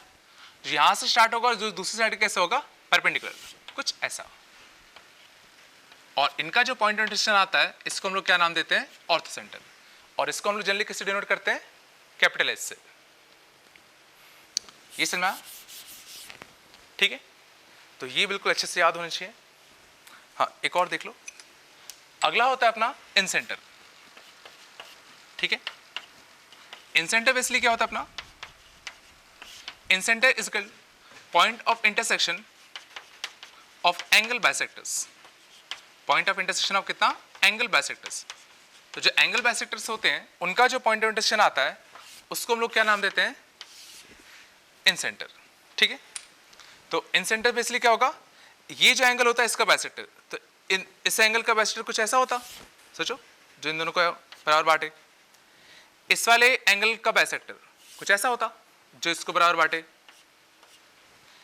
इस वाले साइड का, इस वाले एंगल का एंगल बाइसेक्टर कुछ ऐसा होता जो इस वाले को बराबर बांटे, ठीक है। और इनका जो पॉइंट ऑफ इंटरसेक्शन होता है इसी को हम लोग क्या नाम देते हैं, इंसेंटर, ठीक ठीक है, तो ये सारे सेंटर्स अच्छे से याद होने चाहिए। ठीक, यहां तक कोई दिक्कत नहीं किसी को? ठीक है, अगला देखना, इसी में एक छोटी सी प्रॉपर्टी जो याद रखनी है तुम्हें, दूसरा कि हर ट्रायंगल के लिए, सुना, हर ट्रायंगल के लिए ऑर्थो सेंटर, सरकम सेंटर और सेंटर्ड, जी मतलब सेंटर्ड होता है, समझ गए ना? ये तुम्हारा सेंटर्ड होगा, ये तुम्हारा सरकम सेंटर होगा, ये तुम्हारा क्या होगा, ऑर्थो सेंटर। तो हर ट्रायंगल के लिए समझना क्या होता है, तुम्हारा सेंट्रॉइड जो होता है वो ऑर्थो सेंटर और सरकम सेंटर को ज्वाइन करने वाली जो लाइन होती है उसको 2:1 रेशियो में डिवाइड करता है। सुना, ये तो पता है ना कि सिंपली सेंट्रॉइड क्या करता है, जो ऑर्थो सेंटर और सरकम सेंटर को जो ज्वाइन करने वाली जो लाइन होती है उसको हमेशा वो 2:1 रेशियो में डिवाइड करेगा। ठीक है, इस प्रॉपर्टी को याद रखना। ठीक है, कोई दिक्कत नहीं यहां तक? और ठीक है, ये चीज समझ में आ गई सबको? और इसी में समझना, एक स्पेशल केस अपना तब बनता है जब अगर अपना ट्रायंगल कैसा हो, राइट एंगल ट्रायंगल। सुना, अगर राइट एंगल ट्रायंगल होगा तो ये तुम्हारा एक स्पेशल केस बनेगा। स्पेशल केस समझना कैसा, समझना राइट एंगल अगर ट्रायंगल होगा, जो राइट एंगल ट्रायंगल में जरा सोचने की कोशिश करो, इसका ऑर्थो सेंटर कहाँ होता? तो ऑर्थो सेंटर सिंपली क्या होता है, एल्टीट्यूड्स का पॉइंट ऑफ इंटरसेक्शन। और एल्टीट्यूड्स क्या होता है, इस पॉइंट से इसके ऑपोजिट साइड पे परपेंडिकुलर। तो सोचो इस पॉइंट से इसके ऑपोजिट साइड पे अगर परपेंडिकुलर ड्रॉप करते तो सोचो वो यही लाइन बनती। सोचो इस पॉइंट से इसके ऑपोजिट साइड पे परपेंडिकुलर, तो सोचो वो यही लाइन बनती। और इनका सोचो पॉइंट ऑफ इंटरसेक्शन और कोई नहीं, यही आता। मींस एक्चुअल में राइट एंगल ट्रायंगल में ये जहां पे एंगल 90 डिग्री बनता है वही इसका ऑर्थो सेंटर होता है। ये चला, पक्का आया? और इसका जो सरकम सेंटर होता है अपना, सरकम सेंटर सिंपली क्या होता है, इनके एल्टीट्यूड्स का point of intersection, sorry perpendicular bisectors का पॉइंट ऑफ इंटरसेक्शन होगा। और जो इसका परपेंडिकुलर बाइसेक्टर कुछ यहाँ आएगा, इसका परपेंडिकुलर बाइसेक्टर कुछ यहाँ आएगा, तो वो सिंपली क्या आता है, इसका जो हाइपोटेन्यूज होता है, इसका जो मिड पॉइंट होता है वो तुम्हारा इसका सरकम सेंटर होता है। समझ गए? इसका जो हाइपोटेन्यूज होगा, उसका जो मिड पॉइंट होगा वो तुम्हारा सिंपली क्या होगा, इसका सरकम सेंटर होगा। और सेंट्रॉइड जो होगा वो तुम्हारा कहीं बीच में लाई कर रहा होगा, जो इसको कुछ 2:1 रेशियो में डिवाइड करेगा। समझ गए? और शायद ये पता होगा कि सरकम सेंटर को सेंटर मानते हुए और किसी भी एक वर्टेक्स को ज्वाइन करते हुए जो सर्कल बनता है वो सिंपली क्या होता है तुम्हारा, उसका सरकम सर्कल। ये जो सर्कल होता है तुम्हारा क्या कहलाता है, इसका सरकम सर्कल। ये चलाओ कि सरकम सेंटर को सेंटर मानते हुए और किसी भी एक वर्टेक्स को ज्वाइन करके इसका रेडियस मान लो, इससे जो सर्कल बनेगा यही तुम्हारा क्या होता है, इसका सरकम सर्कल कहलाएगा। ठीक है, तो ये कुछ प्रॉपर्टीज याद रखना। चाहो तो ये भी याद रखते हो कि इन सेंटर को सेंटर मानते हुए और सुना किसी भी एक साइड को टच करता हुआ जो सर्कल बनता है वो तुम्हारा क्या कहलाता है, इसका इन सर्कल। ये सर्कल तुम्हारा क्या कहलाता है, इसका इन सर्कल। ठीक है, तो पहली चीज सेंट्रॉइड क्या होता है, सरकम सेंटर क्या होता है, ऑर्थो सेंटर क्या होता है, इन सेंटर क्या होता है, वो चीज। दूसरा 2:1 रेशियो में डिवाइड करता है, ये चीज। तीसरा स्पेशल केस अगर राइट एंगल ट्रायंगल बन जाए तो यही तुम्हारा ऑर्थो सेंटर होता है। और जो हाइपोटेन्यूज का जो मिड पॉइंट होता है वही तुम्हारा क्या होता है, सरकम सेंटर होता है। और सही बात भी है कि इससे अगर तुम सर्कल बनाते तो जो सेमी सर्कल होगा वही तो 90 डिग्री सेपरेट करेगा अपना। अच्छा, ये जो सेमी सर्कल है उस पर 90 डिग्री सेपरेट किया डायमीटर ने। समझ गए? अब जरा इनके बेसिस पे थोड़े क्वेश्चन देखते हैं। हाँ देखना, तो अभी हमने जो पढ़ा उसके बेसिस पे कुछ क्वेश्चन देखते हैं। ठीक है, तो अभी ये तुम्हें सॉल्व नहीं करने, ये देख लो पहले। देखना, इक्वेशन ऑफ स्ट्रेट लाइन पहला क्या है, parallel to this straight line and passing through this point. तो सुना, बेसिकली हमें बस इतना याद रखना है कि किसी भी स्ट्रेट लाइन की इक्वेशन लिखने के लिए हमें क्या चाहिए होता है, एक पॉइंट जिससे वो पास होगा और एक उसका स्लोप। दोनों अगर हमें मिल गए तो हमें बेसिकली स्ट्रेट लाइन की इक्वेशन आराम से मिल जाएगी। ये चलता है। अब सोचो हमें एक ऐसी स्ट्रेट लाइन की इक्वेशन चाहिए थी जो इसके पैरेलल था, और सोचो अगर वो इसके पैरेलल है तो जो हमारा रिक्वायर्ड स्ट्रेट लाइन होगा उसका स्लोप और इसका स्लोप सेम होगा।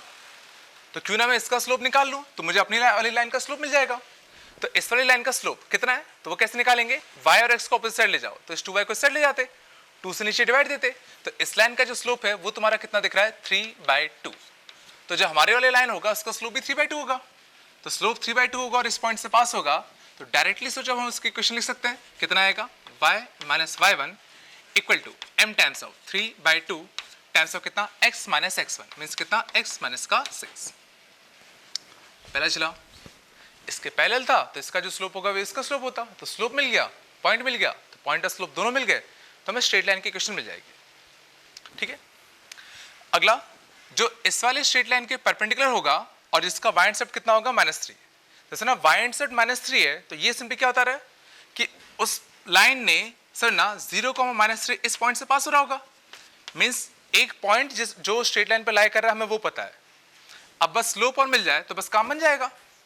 और स्लोप के लिए सोचो ये इन्फॉर्मेशन गिवन थी कि वो इस वाली लाइन के कैसे था परपेंडिकुलर, और सोचो इस वाली लाइन का स्लोप कितना था, x को साइड ले जाओ -1/2, तो इस वाली लाइन का स्लोप कितना है -1/2, तो जो हमारी वाली लाइन होगी उसका स्लोप मान लो कुछ क्या होता जो इसके परपेंडिकुलर होगा, या डायरेक्टली सोच लो 1/2 को रिवर्स करो 2 और नेगेटिव चिपका दो मीन्स कितना +2, मीन्स जो हमारी जो रिक्वायर्ड लाइन होगी उसका स्लोप कितना होगा +2। ये चला, तभी तो m1 इंटू m2 -1 होता, या अगर नहीं समझ में आया इसको k मान लो, और k निकालने के लिए चूंकि ये दोनों लाइन्स आपस में परपेंडिकुलर थे मीन्स k इंटू -1/2 इनका जो प्रोडक्ट होना चाहिए कितना होना चाहिए -1, तो k कितना आता सीधा +2, तो इसका स्लोप मिल गया, पॉइंट मिल गया, तो डायरेक्टली इसकी इक्वेशन लिख सकते हैं y प्लस का 3 इक्वल टू कितना m टाइम्स ऑफ m कितना आएगा तुम्हारा +2 और कितना आएगा x माइनस का 0, तो ये तुम्हारी रिक्वायर्ड स्ट्रेट लाइन होती है, ये भी आ गया। अगला तुम्हारा क्या था, equation of perpendicular bisector of line segment joining this and this, तो इस बार समय हमें क्या करना था, एक लाइन सेगमेंट गिवन था कौन सा 1,4 और 3,6, तो 1,4 और कौन सा 3,6, इनका जो परपेंडिकुलर बाइसेक्टर होता हमें उसकी इक्वेशन लिखनी थी, और परपेंडिकुलर बाइसेक्टर सिंपली क्या होता है, जो इस लाइन सेगमेंट को बाइसेक्ट करेगा और जो इस लाइन सेगमेंट के परपेंडिकुलर होगा हमें उसकी इक्वेशन चाहिए, और सुना हमें जिस लाइन की इक्वेशन चाहिए बेसिकली हमें क्या क्या चाहिए, उस लाइन की इक्वेशन निकालने के लिए हम एक तो बेसिकली हमें इसका स्लोप चाहिए था और एक बेसिकली हमें इसका पॉइंट चाहिए था जो इसको अप्लाई करेगा, तो जो स्लोप तो दिख रहा है साफ साफ मिल जाता, तो जो इस लाइन का स्लोप होता उसके परपेंडिकुलर तो ये लाइन होता, तो क्यों ना मैं इस वाली लाइन का स्लोप निकाल लूं इस लाइन का, तो इस लाइन का स्लोप कैसे निकालते, y2 minus y1 upon x2 minus x1, तो y2 minus y1 upon x2 minus x1, तो ये तुम्हारा कितना आता 1, तो इस वाले लाइन का स्लोप कितना आ गया 1, तो ये जो लाइन इसके परपेंडिकुलर होगा उसका स्लोप कितना होगा -1,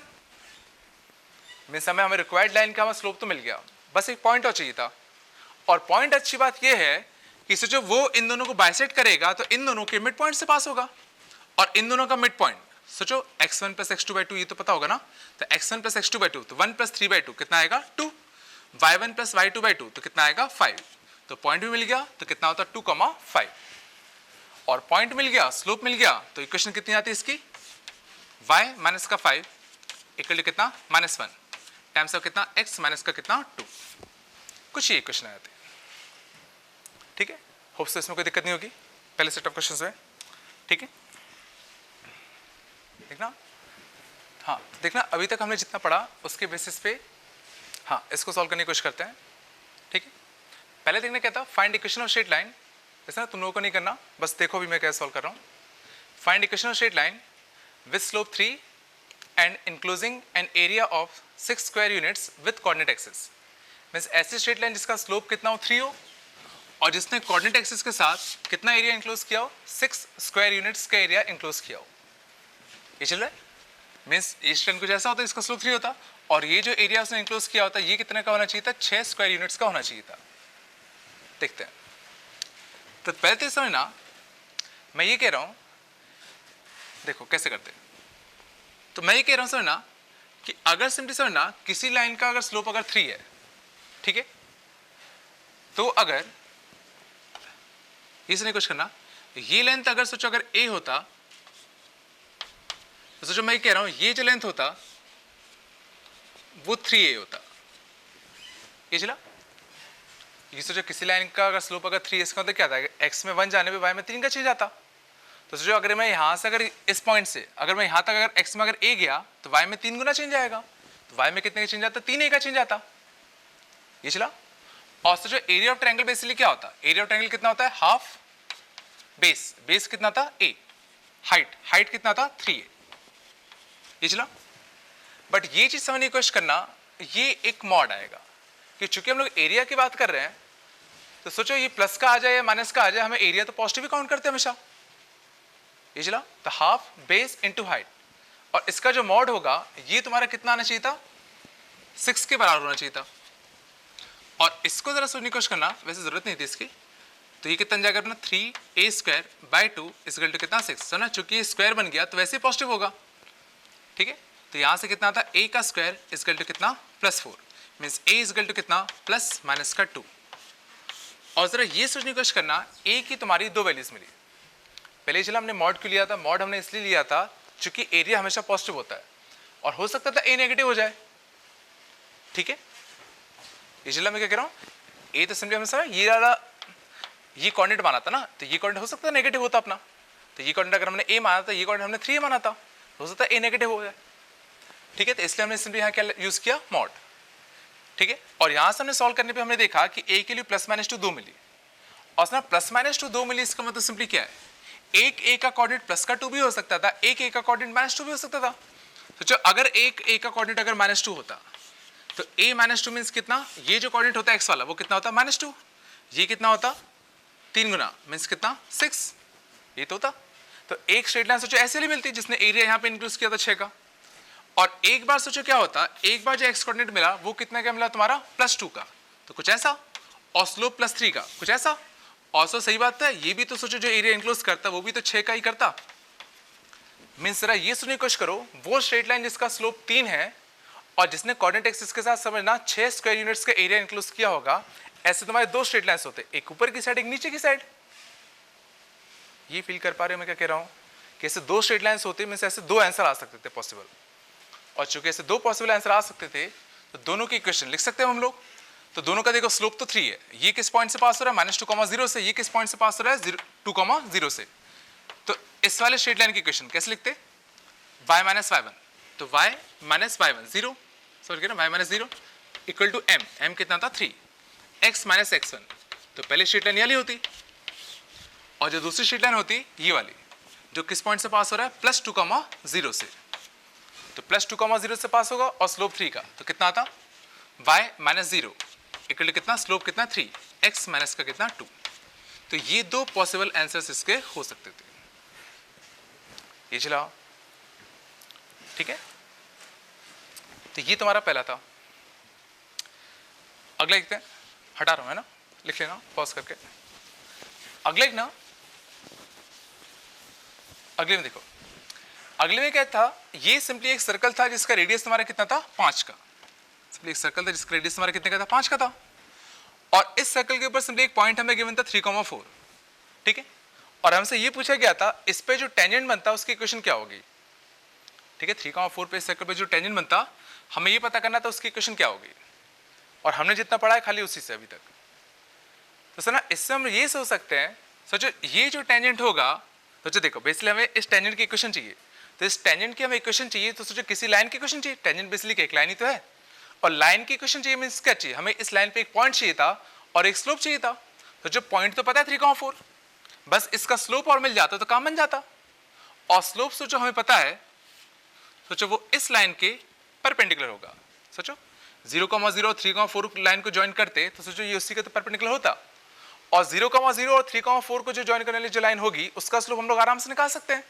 उसका स्लोप कैसे निकालते, y2 - y1, तो 4 - 0, 4 अपॉन 3 - 0 मीन्स कितना 3। तो सोचो इस वाली लाइन का जो स्लोप है वो 4/3 था, तो इसका स्लोप अगर 4/3 था तो जो टेंजेंट वाली लाइन होगी इसका स्लोप इसका रेसिप्रोकल मीन्स कितना 3/4, और एक नेगेटिव इसका स्लोप -3/4 होगा। और सोचो इसका स्लोप मिल गया, पॉइंट मिल गया, तो इसकी इक्वेशन अब हम लोग डायरेक्टली लिख सकते हैं, वो कितना था y - 4 इक्वल टू कितना -3/4 और कितना x माइनस का कितना 3। तो ये सिंपली इस पे जो टेंजेंट बनता उसकी इक्वेशन मिल जाती। ये समझ में आ सबको, ठीक है,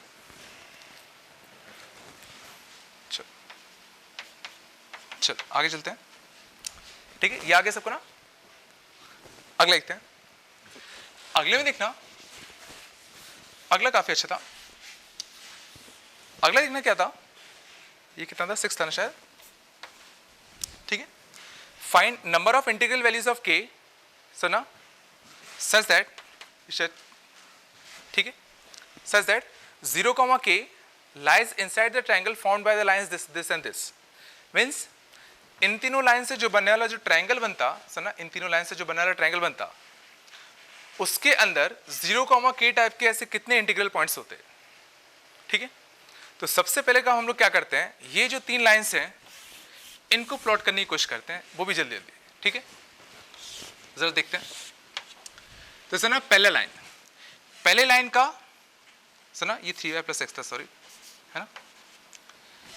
देखना, पहले लाइन का स्लोप कितना है, x को उधर भेजते -1/3, तो स्लोप कितना है, नेगेटिव -1/3। और y इंटरसेप्ट कितना था, 3 को इधर भेजते तो कितना, 2, तो 0, 2 से पास होने वाला, और स्लोप कितने का, -1/3 का, तो कुछ ऐसा बनता।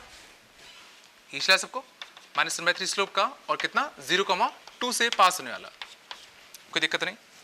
अगली लाइन, इसका स्लोप y = mx से कंपेयर करते हैं, स्लोप कितने का, 1, स्लोप 1 का हो गया, और y इंटरसेप्ट कितने का, सीधा +2 का, तो सोचो ये भी इसी पॉइंट से पास होगा 0, 2 से, बस इसका स्लोप कितना था, +1, तो सोचो ये लाइन कुछ ऐसी बनती, इसका स्लोप कितना होता, +1। ये चला सबको। अगली लाइन देखना, इसको अब अगर मैं y = mx + c से अगर कंपेयर करूंगा, तो सोचो स्लोप इस 2 को यहां भेज दो, तो स्लोप कितने का, 1/2 का, और c कितना है, 0, c 0 मीन्स कितना, y intercept 0, y intercept 0 means 0, 0 से पास होगा, ये चला, y इंटरसेप्ट 0, या देखो 0, 0 इसको सेट से कर रहा है लाइन को, तो इस पॉइंट से पास होगा, और स्लोप कितने का, 1/2 का। अब जरा ये समझने की कोशिश करना, इसका स्लोप 1/2 का है, तो पहले तो ये समझो, इसका जो स्लोप था वो 1 था, इसका स्लोप 1 था, इसका स्लोप 1/2 है, तो सोचो इस लाइन से कुछ कम टिल्टेड होगा, और कम टिल्टेड होगा मीन्स ये जो लाइन बनेगा वो सना कुछ ऐसा बनेगा। ये फिलहाल मैंने क्या कहा कि इसका स्लोप 1 था, सना इस वाली लाइन का स्लोप 1 था, इस वाली लाइन का स्लोप मुझे 1/2 बनाना, तो इससे कुछ कम टिल्टेड बनाऊंगा, और इससे अगर कम टिल्टेड बनाओगे तो सोचो ये कुछ पीछे इसको यहां काटेगा, सना फर्क ये पड़ता, सना फर्क ये पड़ जाता अगर तुम इसको ज्यादा टिल्टेड बना देते, अंदर अच्छे से ये गड़बड़ कर देता क्वेश्चन को। जैसे ये था, ये स्लोप ये था, इसका स्लोप 1 था, तो इस पॉइंट से पास होने वाला अगर तुम इसको अगर ज्यादा अगर टिल्ट कर देते तो सोचो तुम इसको कुछ यहां काट देते, बट एक्चुअल में सोचो ये कुछ कम टिल्टेड होगा तो ये इसको कहीं पीछे काटेगा। ये फील कर पा रहे हो मैं क्या कह रहा हूं? और अब जरा सुनने की कोशिश करना, क्वेश्चन क्या था, क्वेश्चन ये था कि 0, k, और सोचो 0, k सोचो कौन से पॉइंट्स होंगे, वो पॉइंट्स जो सोचो y एक्सिस के ऊपर लाई कर रहे होंगे, जिनका x कोऑर्डिनेट 0 होगा, तो 0, k की वो वैल्यूज ताकि ये जो पॉइंट है इसके इनसाइड लाई करे। और अच्छी बात सोचो ये 0, 0 था, ये 0, 2 था, तो सोचो एक ऐसा एक ही कोऑर्डिनेट हो सकता है 0, 1 जो इसके बीच में लाई करेगा, इस ट्रायंगल के अंदर लाई करेगा। तो सोचने की कोशिश करो कि k की वो वैल्यूज ताकि 0, k इस ट्रायंगल के अंदर लाई करता, ऐसा एक ही पॉइंट हो पाता 0, 1 मीन्स k की ऐसी एक ही इंटीग्रल वैल्यू मिलती जिसके लिए ये क्या होता है एग्जैक्टली सर्कल के इनसाइड होता है। ध्यान देना, चूंकि इनसाइड लिखा था तो हमने अपॉन द ट्रायंगल नहीं लिया, इसलिए मैंने 0 और 2 इंक्लूड नहीं किया, एग्जैक्टली वो पॉइंट्स इंक्लूड करने थे जो इसके एग्जैक्टली अंदर होते, ठीक है, इसलिए अपॉन वाले नहीं लिए। समझ में आया? और जरा ये सुनने की कोशिश करो, ये हम फिगर बना पाए जल्दी, इसलिए इस क्वेश्चन को काफी इजीली कर पाए, ठीक है। आगे पढ़ोगे इसको करने के कई तरीके होते हैं बट वो काफी गंदे गंदे जाते हैं, ठीक है। होप सो वाला समझ में आ गया होगा।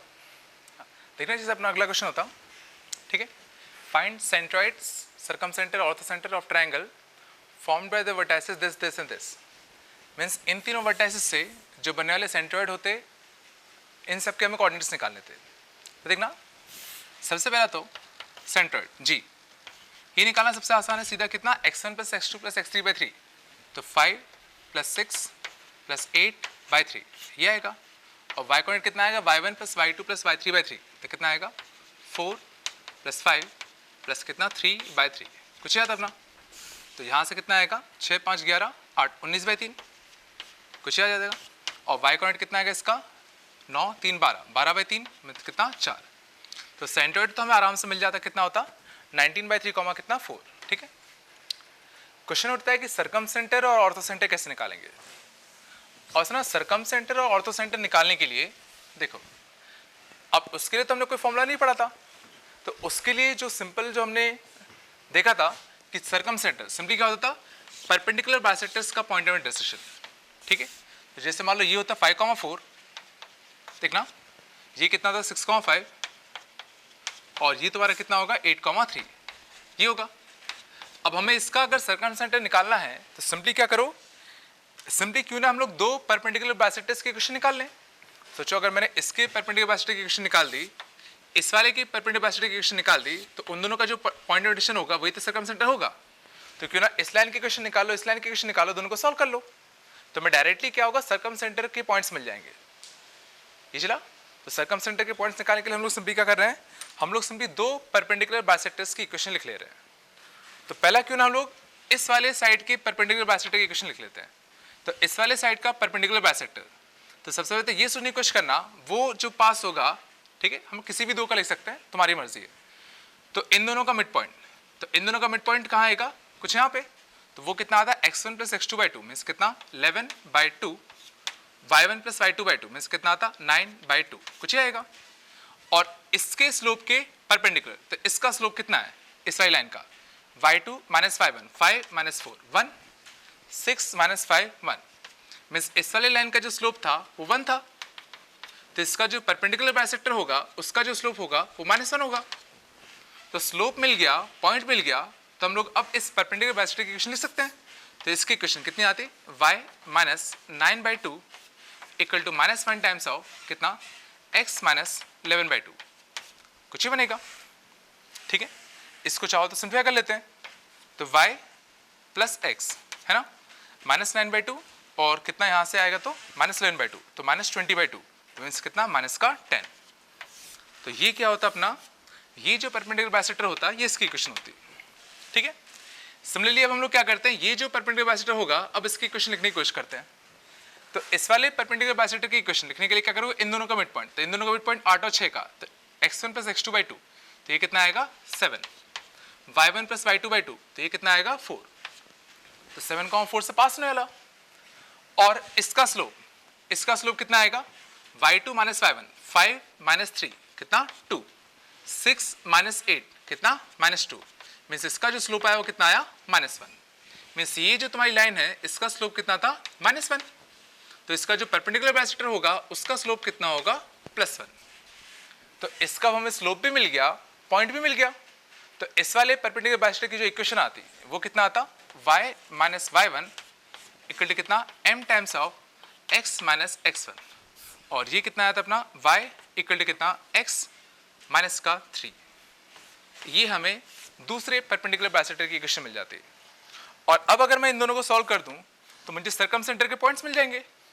तो इन दोनों को सॉल्व करते हैं। सॉल्व करने का मतलब सिंपली क्या, यहाँ से y के लिए निकाल के इसमें छाप देते हैं। तो यहाँ से y के लिए निकाल के इसमें छाप दो, तो y के लिए x माइनस 3 यहाँ छाप दो। ये तो आता है दो स्ट्रेट लाइन्स को सॉल्व करना।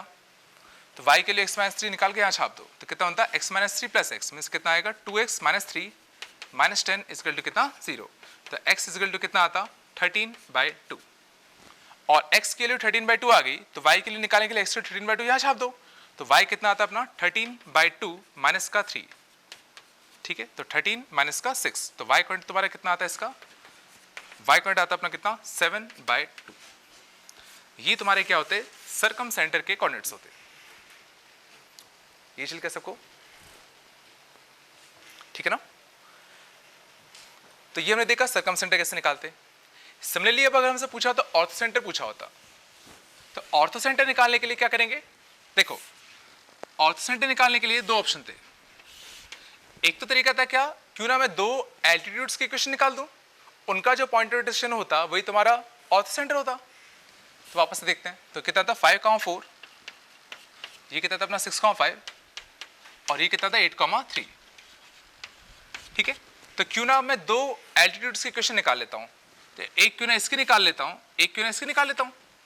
ये चल रहा है, तो इस वाले एल्टीट्यूड की इक्वेशन मिल जाएगी, इसकी मिल जाएगी, दोनों को सॉल्व करूंगा तो मुझे ऑर्थोसेंटर मिल जाएगा। यार है सब क्वेश्चन में। तो क्वेश्चन उठता है, पहले तो मैं निकालता हूँ इस वाले एल्टीट्यूड की इक्वेशन कैसे निकालोगे। तो ये जो एल्टीट्यूड है, सोचो बेसिकली हमें इस लाइन की इक्वेशन निकालनी है। तो इस लाइन की इक्वेशन निकालने के लिए इसका हमें स्लोप चाहिए, इसका एक पॉइंट चाहिए। पॉइंट तो दिख रहा है वो 5,4 से पास होगा, स्लोप और मिल जाए तो काम बन जाएगा। और एल्टीट्यूड क्या होता है, वो दूसरे साइड पे परपेंडिकुलर ड्रॉप होता है। तो ये जो लाइन होगा वो इसके परपेंडिकुलर होगा, और इसका सोचो हमने स्लोप निकाला था, इसका स्लोप कितना आया था -1। तो सोचो इसका स्लोप अगर -1 था तो ये जो एल्टीट्यूड होगा इसका जो स्लोप होगा वो उसके परपेंडिकुलर होगा, मींस +1 होगा। तो इसका स्लोप मिल गया, पॉइंट मिल गया। तो इस वाले एल्टीट्यूड की इक्वेशन कितनी आती है? y - 4 इक्वल कितना स्लोप 1 और कितना x - 5 ये बनता। तो इसको अगर सिंप्लीफाई करें तो कितना जाएगा? y - x इक्वल टू कितना, इस +4 को इधर भेजते तो -5 + 4 कितना आता? -1। तो ये तुम्हारी किसकी इक्वेशन होती? इस वाले एल्टीट्यूड की होती है।